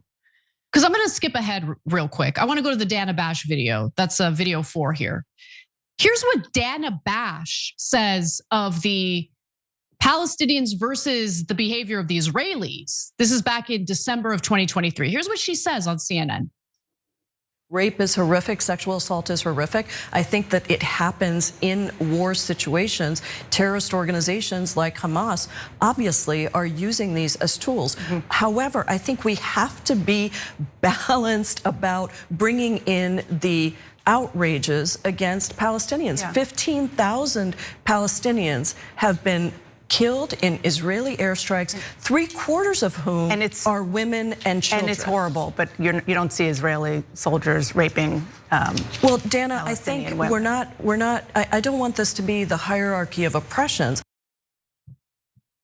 Oh, the precious Israeli soldiers. I mean, they're a gift from God to the rest of humanity. They would never do anything bad. They would never rape like those dirty Muslims, right, Dana? Are you gonna correct the record on your show? Didn't think so. Back to you, Cenk. Yeah, the reason why the Jesus statue got so much more attention was because it was in the spotlight. Once this is in the spotlight, then Israel apologizes as if it's an aberration, like a wild, wild aberration, because people like Dana Bash make sure that you don't hear all of their other crimes. That's their whole point, is to make sure they protect Israel at all costs. And here, an easy way to prove it in this case too. So did Dana Bash come out now? And by the way, these stories of the rapes have been around for a long time. It's just that the New York Times published it today or yesterday, right? So that gives it like, oh, it's legitimacy. We saw it from the Israeli press. There's nothing illegitimate about the Israeli press. So why didn't you report it then? No, shh. But even so, now the New York Times has reported it. So is Dana Bash going to come out and apologize and say, I'm so sorry, you're right. Actually, the Israeli soldiers do rape and sexual assault way worse than Hamas. Based on the evidence, based on the empirical evidence, the number of cases that are proven, it's not close. The Israelis do systematic rape and sexual assault. So is Dana Bash going to come out and apologize and say, I'm so sorry, I misled you? 0% chance of that. Instead, she's going to call everyone an anti-Semite and say you're not allowed to talk about it. But the second thing, at that time, as you remember, or you just saw in the clip, there was 15,000 dead Palestinians. Now there's at a bare minimum 73,000 dead Palestinians. And the entire time Dana Bash has been saying, well, it's no big deal, it's no big deal, it's no big deal, it's no big deal. The only people complaining are anti-Semites, right?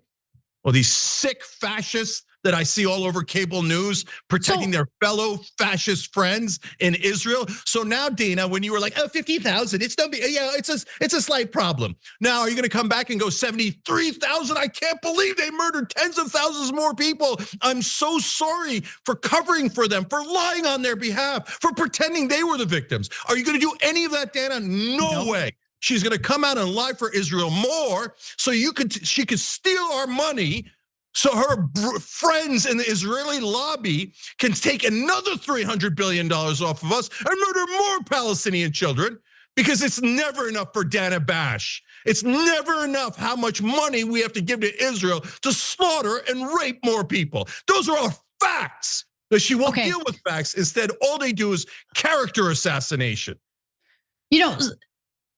Anyway, I agree with you wholeheartedly on everything you said. We got to keep pushing. So let me move on real quick. And just note that Israel is trying to punish Nicholas Kristof for doing this report. So let's go to the Glenn Greenwald post. He says, America's most fervent Israel loyalists are trying to invent some mechanism in America that lets them or Israel sue the New York Times and Nicholas Kristof, if not execute them, for Kristof's column on Israeli abuses of Palestinian detainees, abuses long documented and well documented. These people are not our friends. These people are vicious, barbaric, and we should have nothing to do with them. We shouldn't support them. We shouldn't fund them. We should condemn them. And until we do that, we are complicit in these crimes against humanity. Raping children?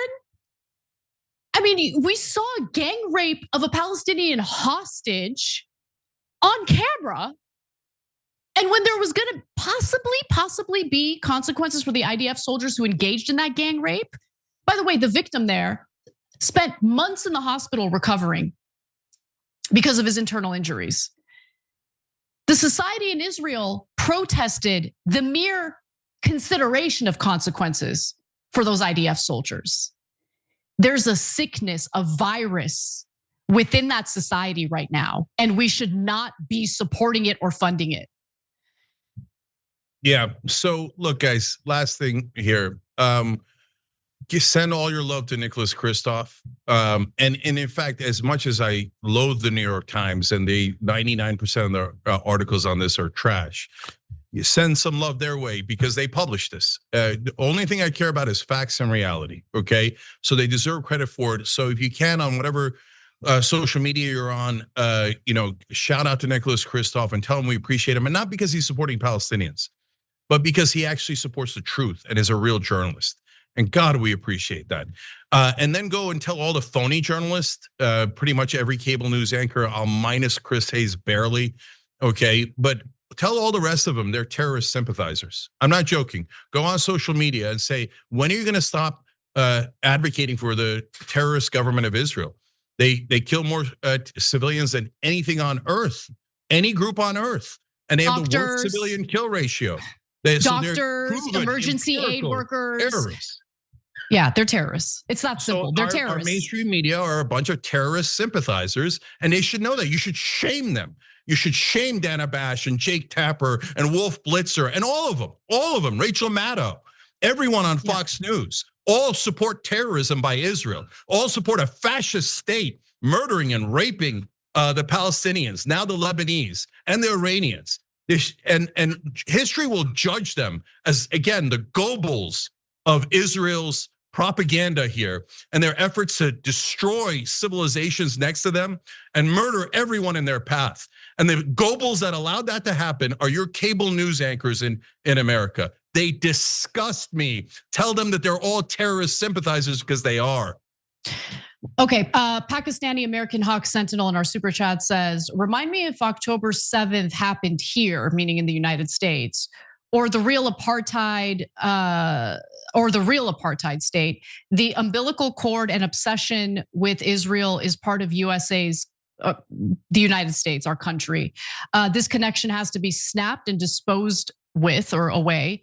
AIPAC really does hypnotize. Yeah, I mean, look, when your government is controlled by moneyed interests, that's when you open up the floodgates for foreign money to come in or a lobby that's far more concerned with what's in the best interest of a foreign country to come in and buy our politicians. And that's exactly what's happening.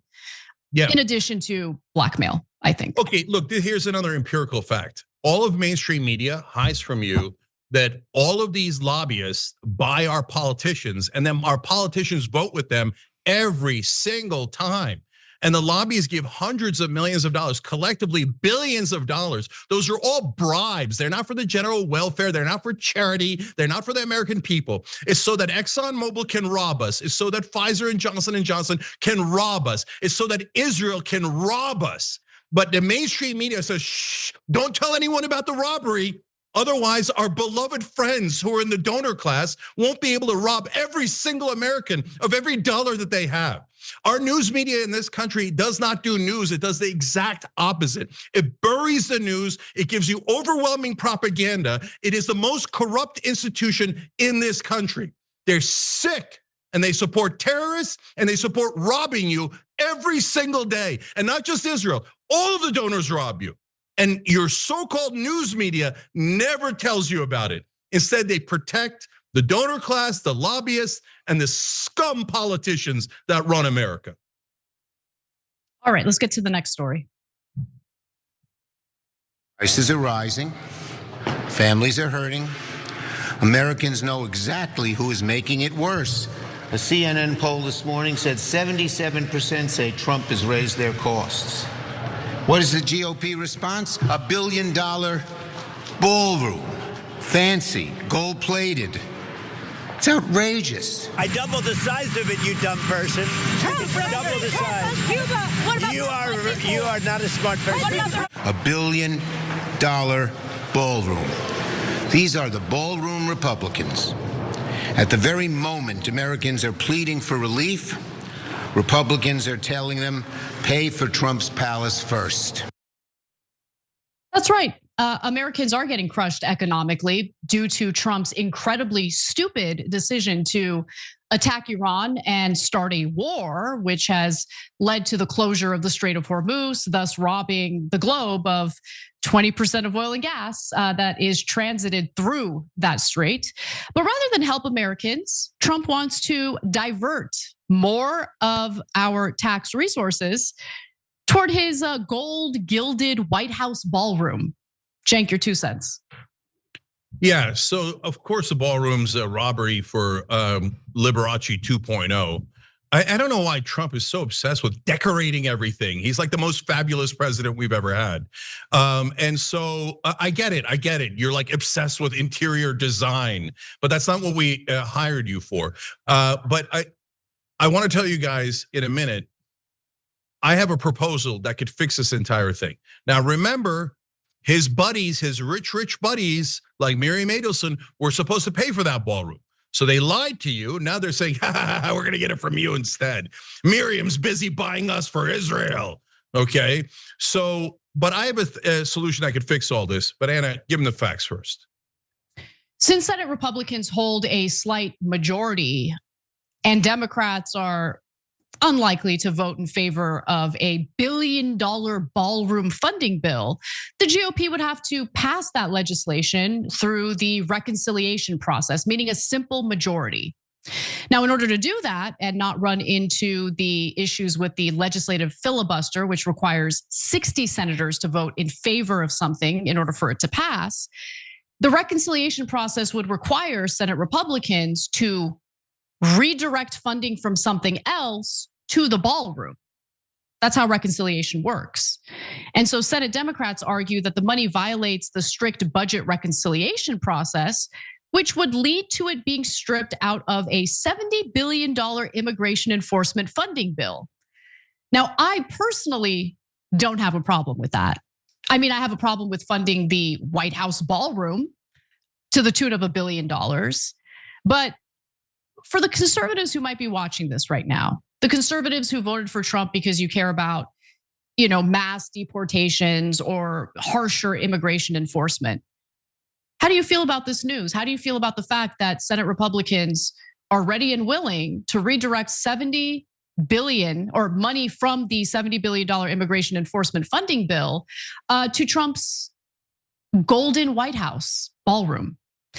Anyway, and if they don't redirect that funding from someplace else to help fund Trump's $1 billion ballroom, Senator Rand Paul admits that I have a feeling that it won't be in the bill or it won't pass the Byrd test. So the Byrd test is what requires, this whole funding mechanism under the reconciliation process. He also said that his preference is for no more tax taxpayer money to go to this ballroom. He wants to authorize the project and have private money funded, just like Trump had promised. And Senator Susan Collins agrees. So it looks like there are some Republicans in the Senate who are, wavering on this. And he is, again, referring to the procedural viability under the Byrd rule. Funding for the White House ballroom has to come from someplace else, right? So where's it gonna come from? Let's take a look at the next video. You have repeatedly said that taxpayers would not pay for the ballroom at the White House.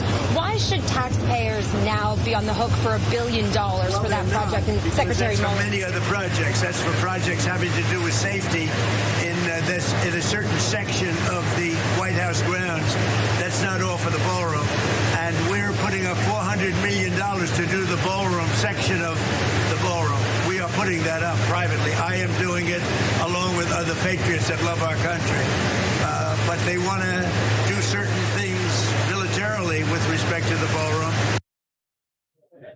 So, Cenk, on a day when I hosted the show alone, I had covered what the issue is with the ballroom funding. Okay, so Trump had the public believe that it was going to be privately funded, but it turns out that he's also building an underground bunker for, I guess he's expecting some sort of apocalyptic event to happen, because when a federal judge forced the administration to pause construction on the ballroom, it was because of the fact that Trump was using taxpayer money that's meant to fund the underground bunker for security reasons on the Golden Ballroom, which you can't do. You're not supposed to do that, especially when it's supposed to be funded through private means.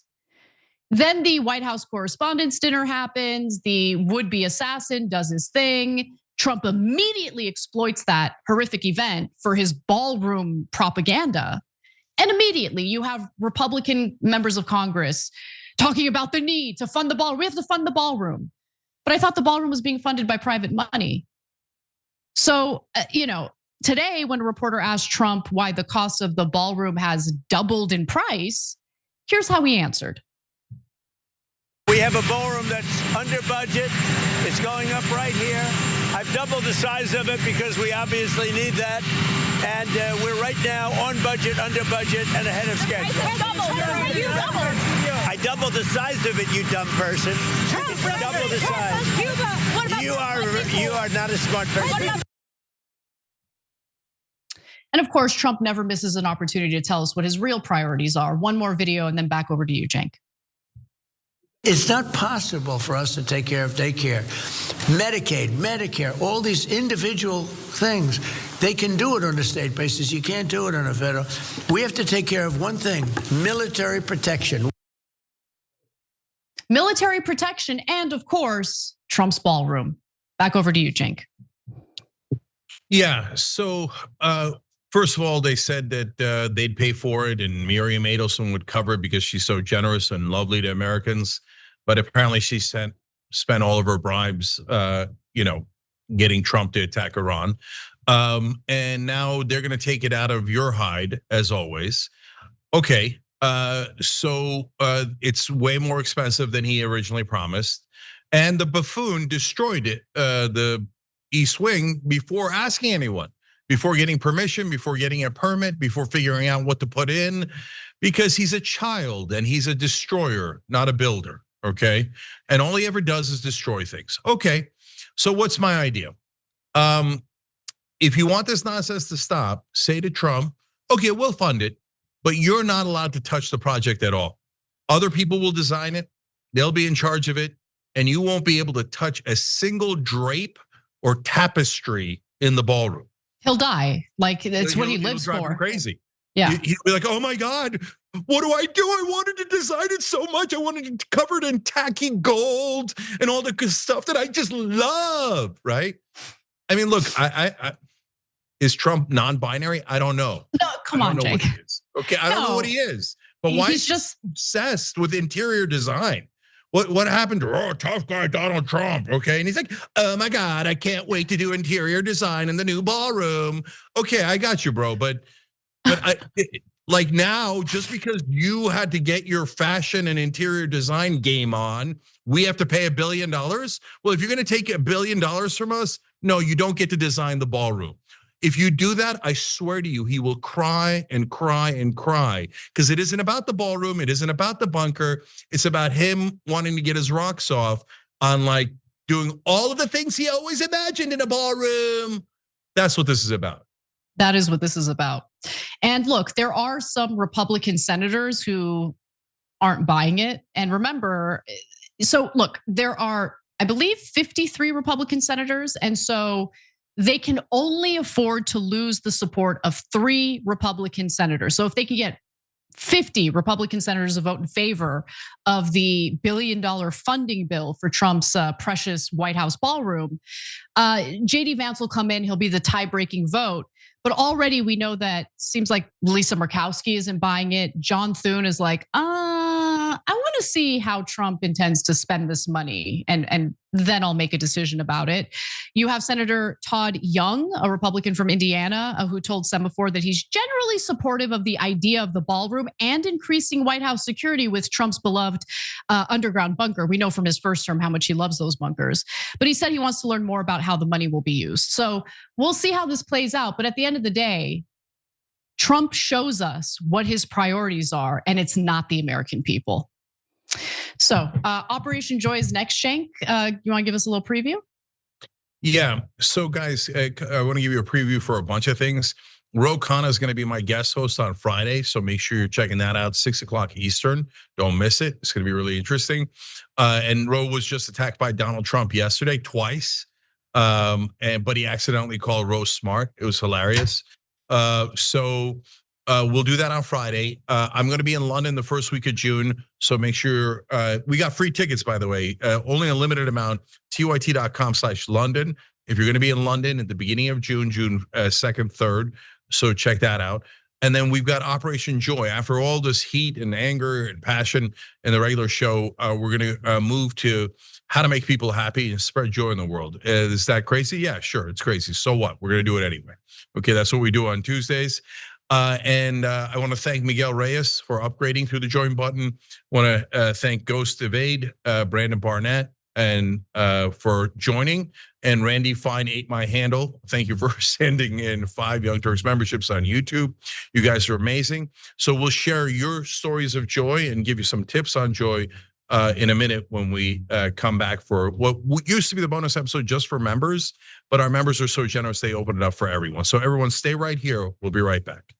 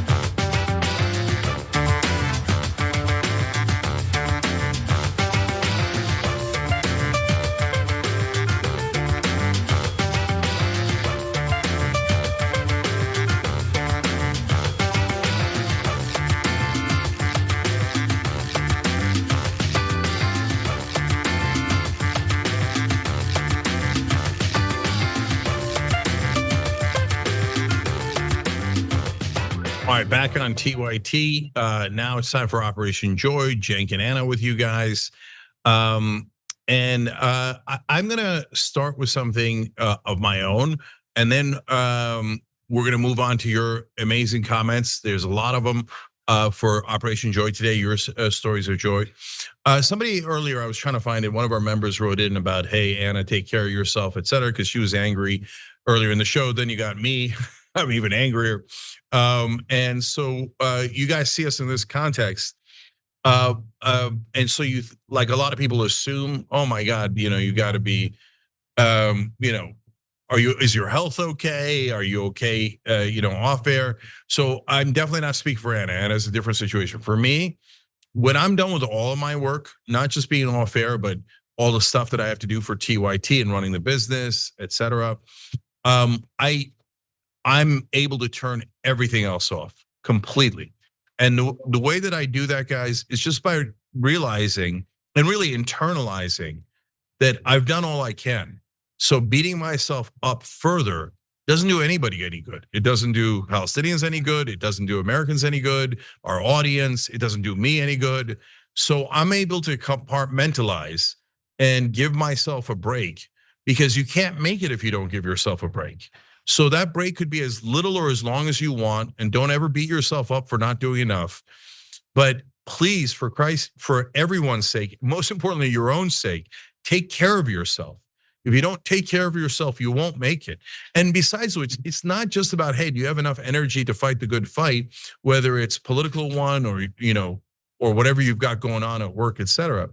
It's also about, guys, how do we spend our lives? We stressing. That's how we spend our lives, stressing. As an older millennial who, just raw deal after raw deal after raw deal, can't ever get ahead. Our government, I hate the government. I hate them, okay? I totally get where libertarians get their ire toward the government from. I hate them, okay? They take our money, they steal it from our paychecks, and they funnel it over their stupid little pet projects and their war criminals. I hate our government. Anyway, stressed. That's how we handle our lives, stressed, constantly stressed. In a functional government, nobody would be a libertarian, or sure some would, right? But a government that builds bridges and schools and protects you through the cops, fire department, actual defense of the country. But we don't have a functional government. We have a deeply corrupt government that takes all of our money, robs it, like literally almost all of it is a robbery, and then hands it over to their donor class. So, okay, all of that is baked in, and those are all real reasons to stress. Nevertheless, like, you're burning yourself out. You only have a certain amount of time in your life, a certain number of days. We all have a different number of days, but but we all have a number, and that's not depressing, guys. The point is, make sure that those days are not wasted with nothing but anger or stress. You have got to put joy and happiness into every day. If you don't, you're gonna look back and go, oh my God, what did I do? Why did I spend 20 years? You drive me crazy. You drive me crazy with this talk. You drive me absolutely insane. Like when you start talking about like, you only have a limited number of days to live, and then one day you're gonna die and you're gonna regret not being happy. 90% of our day is spent working, just to survive. Okay, so please don't tell me about like, you gotta live every day to the fullest. If I lived every day to the fullest, you'd have to find a co-host. Yeah. I'm just keeping it 100, Jane. No, Anna, I'm not saying that. So first of all, you guys don't have to worry about like getting frustrated with me about me being too optimistic or too, happy-go-lucky on Operation Joy, et cetera, because I've got Anna to keep me in check, right? True. And guys, remember, I'm not saying don't worry about your problems. Your problems aren't going anywhere. And you can't not worry about them. I'm saying, give me a little pocket of time, sometime during the night, the day, the morning, whatever you got, where you put that stuff out of your head. It's not to no be time. Like, la, everything is great forever and ever. No. You got to get to work. You got to do all these things. You got to pay the rent. I know that. And what I'm asking for, Anna, is a super low bar. I'm not asking you to be 100% happy. I'm not asking you to pretend that everything is hunky-dory. I'm saying, can I get a couple of minutes every day where you go, hey, you know what? Why don't I take care of myself? Why don't I, and my revenge to the world, my vengeance to the corrupt and to the bad guys is, sorry, but you couldn't keep me completely down. I have this pocket of an hour, 2 hours, 4 hours, 2 minutes, 5 minutes, where I'm happy every day and there's not a damn thing you could do about it. So that's my sense of it. Okay, Let's go to Nick. He wrote in at hope@tyt.com. Been a longtime subscriber of TYT, fellow Angelino, and over the years I've consumed a lot of political coverage from the entire spectrum. I'm a longtime left-leaning Democrat that has grown tired of the political. I'm gonna say you guys are doing it the right way. Our political system is broken, and I think trying to bridge the gap between political parties to help the average American align on common principles is the only way forward. The establishment on both sides is broken.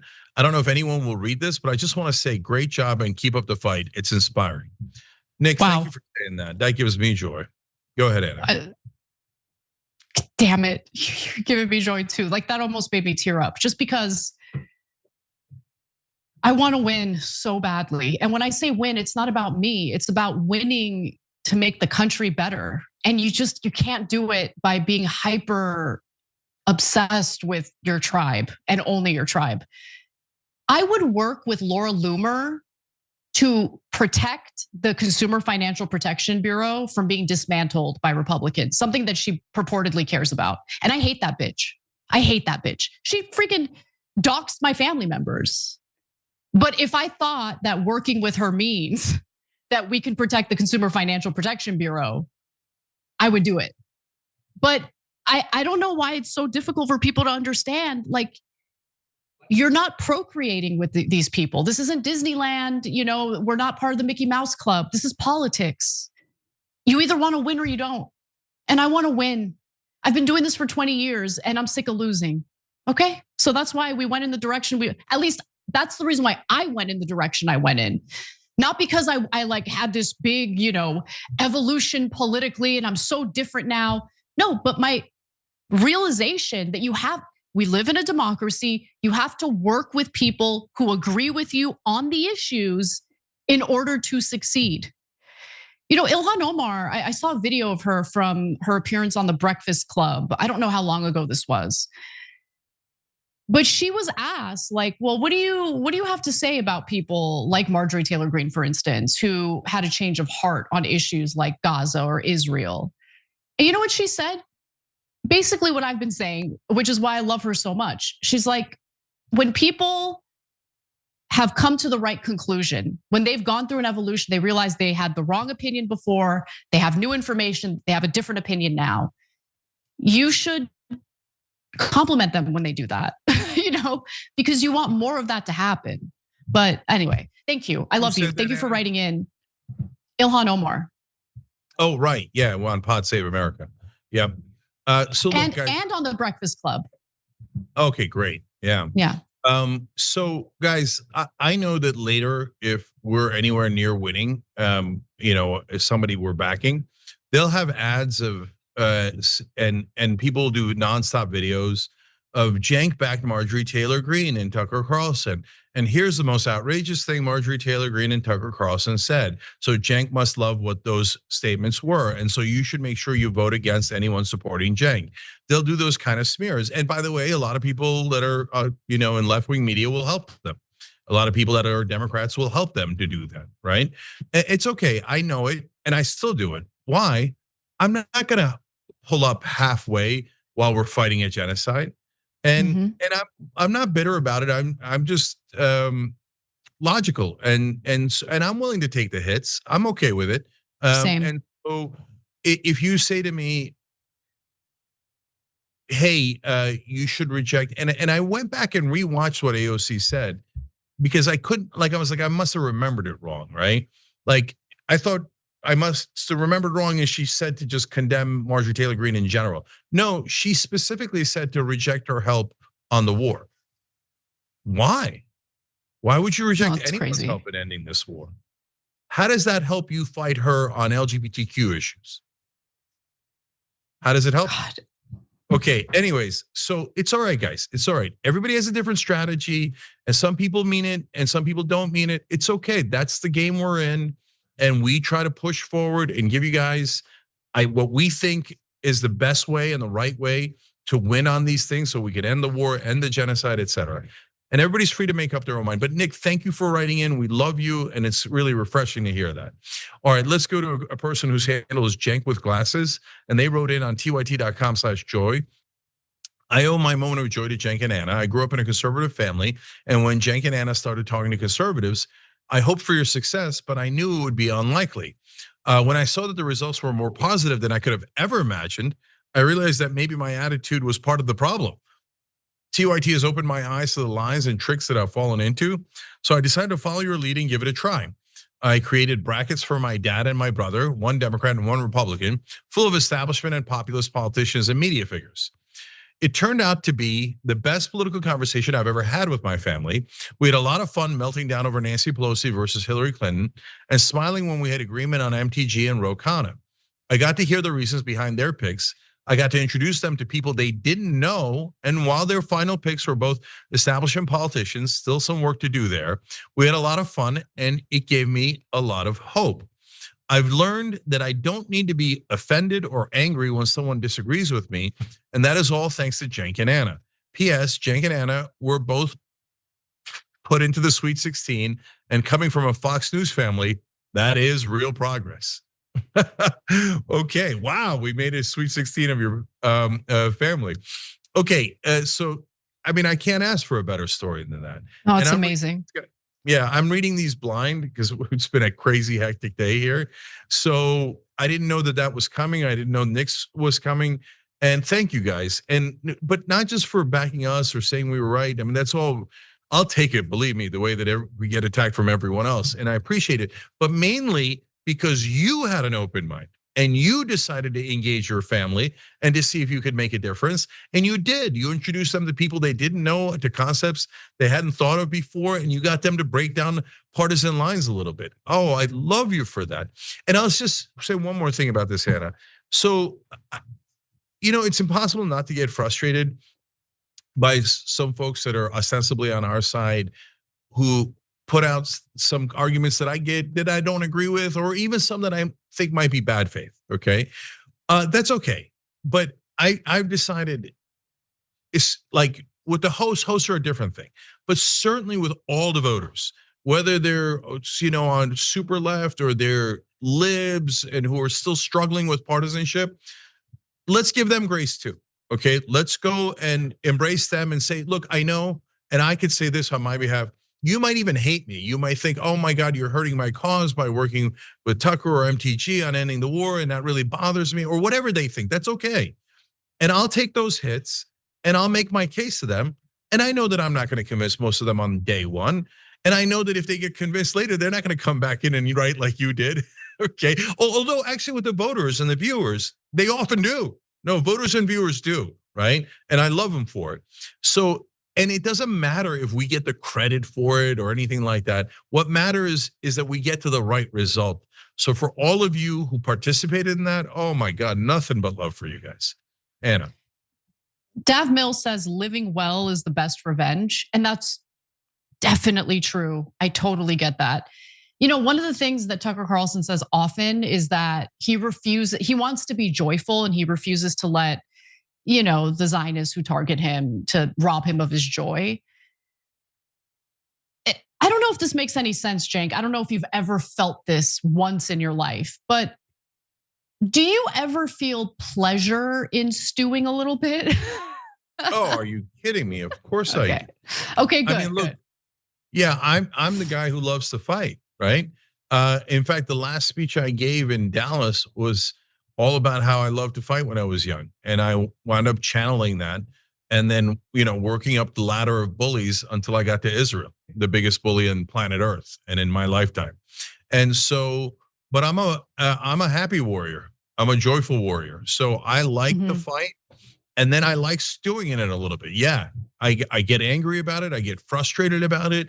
And I'll take a moment to soak that in. And then I'll move on to Okay, to all of the Israel First mother effers who want all of us to be miserable and broke and give them all of our money and kill anyone they like, etc. Well, sorry, but for at least a couple hours a day, you can't touch my mind. Like, for example, I live rent-free in Mark Levin's mind. He, like once a day, he's like, deport. In fact, today he was like, he got so animated. He was like, deport the SOB.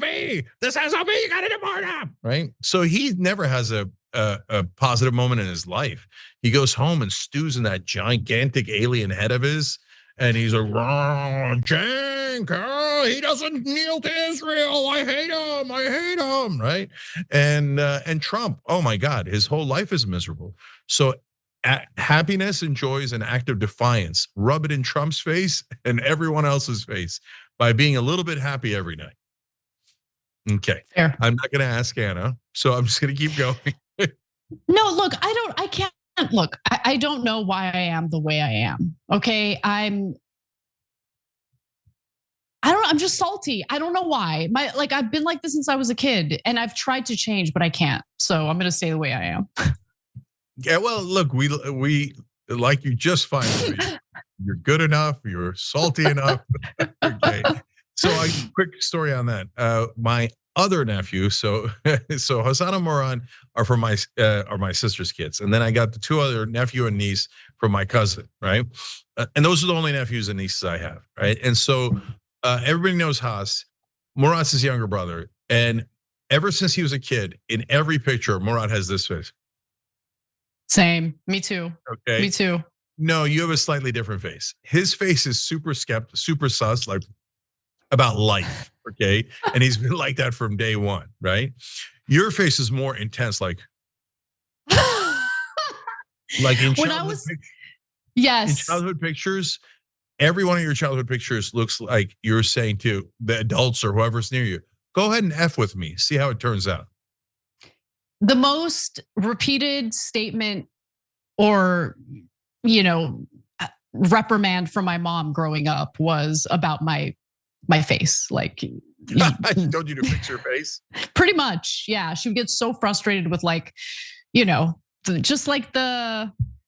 I was just like, I don't know. I am who I am, and here's the thing that I appreciate about myself. Okay, I'm gonna compliment myself for a second. Oh, good. Yeah. Okay. What you see is what you get. Like, this is how I am off camera. This is how I am on camera. There is no change. Literally, anyone who knows me in real life will tell you that. So, yeah, congratulations. Yeah, and the same is true of me, except I'm this angry when, if I'm talking with my friends about, war or Israel or whatever, right? So that's the authentic me. But most of the time, my authentic me off air is like how I am on Old School. So if you're a member, you watch Old School, or you get the podcast that I think everybody can get for free, the audio podcast. That's me. I love pastrami on pizza, and I'm not afraid to share that with you. Okay. And so, Anna, and look, you remember how angry I was just a half an hour ago, right, on the show. And I'm okay now, because now we're among friends and we're among family and community, and then we're reading stories of joy. And Anna, I want to say another, life tip here to just drive you crazy a little bit more, but I think you'll like this one. Is, look, I think the top way to happiness is such a weird word. It's kind of loaded. It means different things to different people. In this case, I mean satisfaction and fulfillment is by being you, by being the most authentically you. Because what causes the greatest stress and friction is when you try to be someone you're not, because that then creates friction between your software and your hardware. Your hardware is who you are, your DNA, your genetics, right? And your software is what people tell you to do. Hey, be nicer on air, be more polite to the Israelis, or whatever it is. And that's what causes the friction. So when you are authentically you, including when you're salty or cranky or angry, that's also in a lot of ways the best of you, Anna. And it's okay to lean into that. And in a sense, it's kind of a weird word to use, but enjoy that. You see what I'm saying? I sure do. I do. Yeah. I enjoy stewing. I do. It is what it is. And as long as you enjoy it, no, I'm not kidding at all here. Now, as long as you like actually enjoy and you get some satisfaction out of stewing, which is a thing, I get some satisfaction. I do. You know what stewing does? You know what stewing does? Okay, so I know everything about Rachel. I know the date of her last period. That's what stewing does. Wow. Okay, but come for my husband again, bitch. Come for my husband again. That's some professional grade stewing right there. Okay. Yep. And by the way, what do you do with that, Stu? Again, you turn it into something positive. Research against your enemies. Totally. Okay. I find that positive. All right, let's keep going. Let's go to Gallowerick here. They write in on tyt.com/joy. My joy is that my little dog Franco passed 4 days ago. Let me explain. No. Okay, I know. Hold on. They continue. I adopted him at 2 years old and found out immediately that he had a very severe heart defect with a poor prognosis. Not expected to live more than 6 months to 2 years longer. That was 12 years ago. He has had an amazing quality of life and was a joy and light in this world. His nickname was Franco the Sunshine Boy because he was so pleasant and snuggly and enjoyed being out in the sunshine, listening to the birds. When he lost his eyesight in 2022, it was hard for him to go on walks in the neighborhood. So I got him a basket to ride on my bicycle handlebars. We live in Pittsburgh where the weather has wild swings, sometimes daily. So we rode every day. It was possible for him to ride without being too cold. The last day the weather cooperated for us was April 27th. Franco was so happy. The bike trail was our happy place. I am ecstatically joyful and grateful for the time we had together. He was my soulmate. And then they include a picture of Franco. Oh, and this is when we all go, oh. Okay, now, okay, let's go to Charlie wants to send his love. This is my little soulmate, my husband too, but Charlie number one. I love the way that you're. Okay, all right, buddy, I'll put you down. See, he's obsessed with me. He can't get enough. All right, Bubba. Charlie is. I was gonna. The way that he handled it is, I hope that it's all about frame of mind, and I hope that I can do the same thing when that day comes, because it comes for everybody who has a pet. I can't emphasize enough how much our pets are part of our family, right? They really do. Like, there have been days, Cenk, when I don't want to stew. There have been days where I actually want to cheer up, and nothing is cheering me up except going out in nature with my dog. Like, there's something about, oh, look at our producer has a little dog over there. I don't know if that's your dog. I doubt it, Alyssa. But pets are the best. If you're feeling down and you've been considering a pet, just get the pet. Get the pet. They'll be your best friend. Yeah, so I want to say two great things out of that story. One is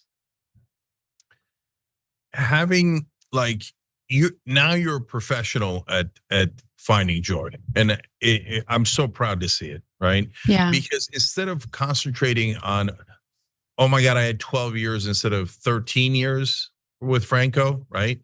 You appreciate that instead of the 6 months that he had 12 amazing years with him. And when you think of him, instead of getting sad, you get joyful for all the wonderful years that you had with him. I mean, I can't ask for anything better than that. So, I mean, that's beautiful and exactly the right way to handle it. And now you've shared that joy with the rest of us. And now we all love Franco, and that's added to, his lore. And now we've all gotten a little bit of joy out of him. All right. Before we go on, dtsewall@gmail.com or gmail.com. Thank you for the contribution through tyt.com. That makes me a little bit happy, and we need it. So I stress less at night about how finances are going here with the Israeli blockade that we've got going on at TYT. But yes, Anna, were you going to say something? No, I better not. Let's keep going. Oh, okay. Dave Mill wrote in on Super Chat, living well is the best revenge. I totally agree with that. And so, like, if, Laura Loomer, Mark Levin, whoever else, I mean, we have a million enemies, right? Are all verklempt forever, right? And they're all mad at me and enraged, etc. And I'm laughing my ass off at them and mocking them and having a good time and living a good life. That'll make them even more miserable. And then I'll be even happier. You see how I just set up a virtuous cycle? All right, let's go to the One True Coffee Dragon. They write in on tyt.com/joy. In the middle of Japanese Golden Week, a week in May where a whole bunch of holidays line up, which got us 6 days off this year. Got to hang out with the family and even do some self-care, giving my office total redo. The whole place had become a mausoleum of old projects that I didn't feel comfortable in anymore. I'm gonna pause there to tell you that I have in my office a stack of papers that are almost as tall as I am, maybe about Joyce height, of stories I'm going to get to from the last decade. I'm not getting. Oh, come on. I know it's a mausoleum. No, I've given up. I've given up on them, and I should clean that out too. And you're giving me good inspiration to do that. But they continue. The new place is a wraparound desk that not only gives me a lot of place to work, but also invites my kids to come in and do stuff with me, such as crafts, sticker swapping, or playing a game. I was inspired to do this by my wife, who redid her own office to become her sanctuary. That's a great way of looking at it. Mine still needs some final touches. I got financial touches in my brain. Anyway, final touches before I post pics.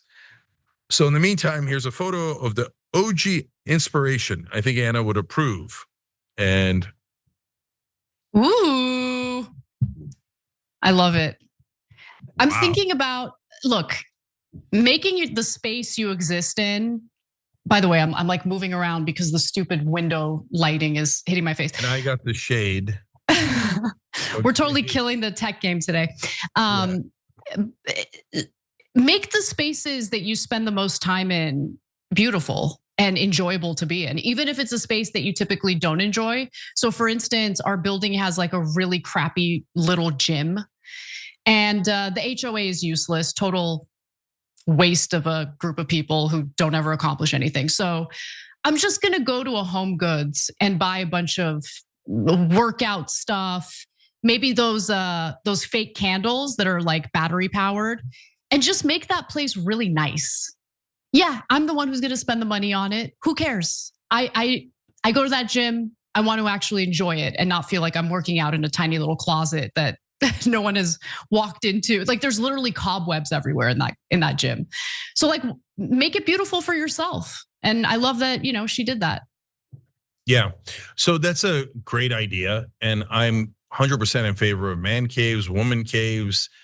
At least having a little sanctuary is a great word for it, inside your own house or office or both.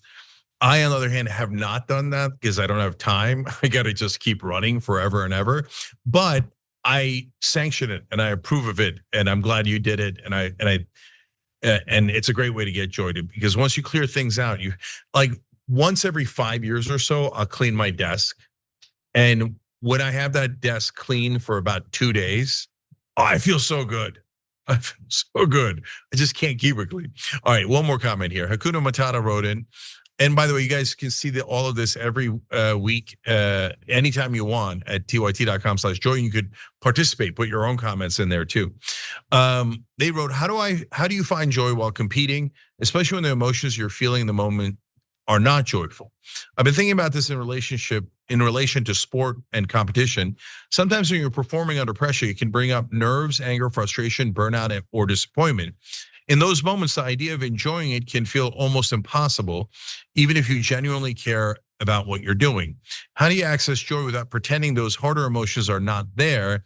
Is joy something you can actively return in the middle of pressure, or is it more about changing your relationship with nerves, mistakes, and discomfort? I think it's drugs, like just, in competitive sports, performing enhancing drugs, in the sport of talk show hosting, marijuana. I'm just kidding. Go ahead, Jake. No, but I'll tell you what, Hakuna Matata, that is a great question. And in fact, I was wrestling with that idea over the last couple of days, because I view what we do as a competition of a sort, sport of a sort, right? And I was thinking of the analogy in my mind, like, am I supposed to be happy while grabbing a rebound when we were playing to 11 and the game is 10-9? And the correct answer there, in my opinion, is no. That's not the time to be the type of happy where you're joyous and blissful. La la la la la. No, let's grab the rebound. Let's win the game. Okay. So my point there is that there are different times for different things in your life. So I'm not telling you to be like, I've said this so many times on Operation Joy. Don't be a Cassandra, not a Cassandra, forgetting it now, but Pollyannish, yeah, that's what it is. And smiling all the time, like everything is great all the time. Like, no, that's not gonna work. Okay, everything is not great all the time. And by the way, even if it is great, you could be in the middle of a competition where you gotta concentrate and you gotta, expend a lot of effort there, right? So, so separate those things out. And that's why I talk a lot about compartmentalizing. So when you're in the middle of the basketball game or you're in the middle of trying to financially survive, can you see what's in my mind? Okay, help us out, dyt.com/join. Anyways, so that's not when you're supposed to be giddy, right? And so I'm grappling with that because that's what's going through my mind when I'm not turning it off, right? And what I did was I came to the conclusion, like literally yesterday, that no, that's okay. I'm supposed to be under pressure there. That's the game I'm playing in that context. And no, I don't want to take the pressure off because I need to do 200% of what I'm doing now to get the job done, okay? So I got to keep going at 200%. That's not the time to take your foot off the gas.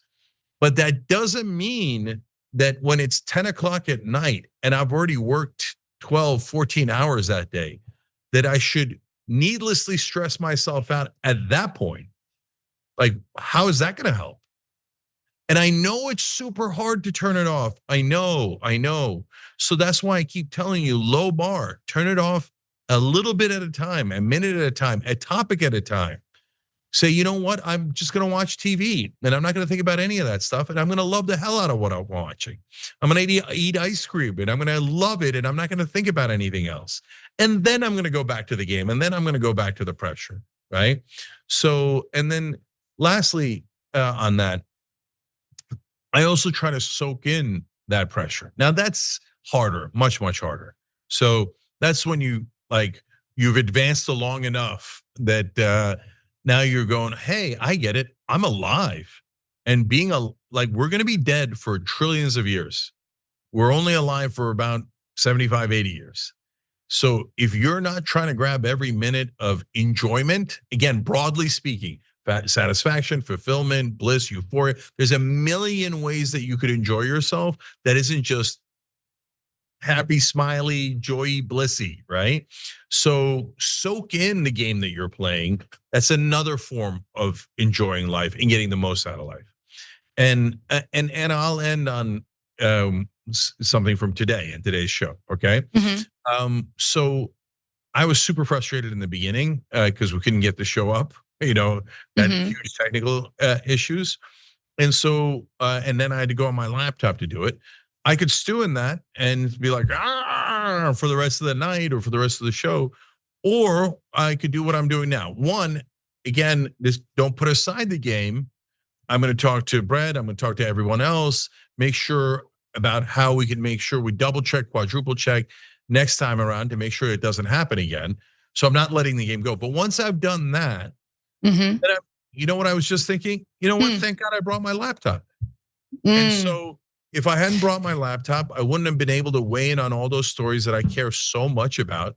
And I'm so glad that I was part of the show today and that I could do all those stories with you.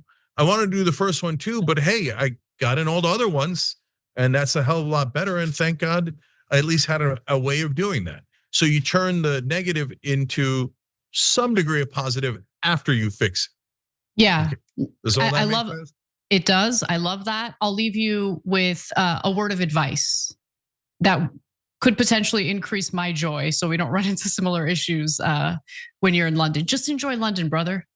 Just enjoy London.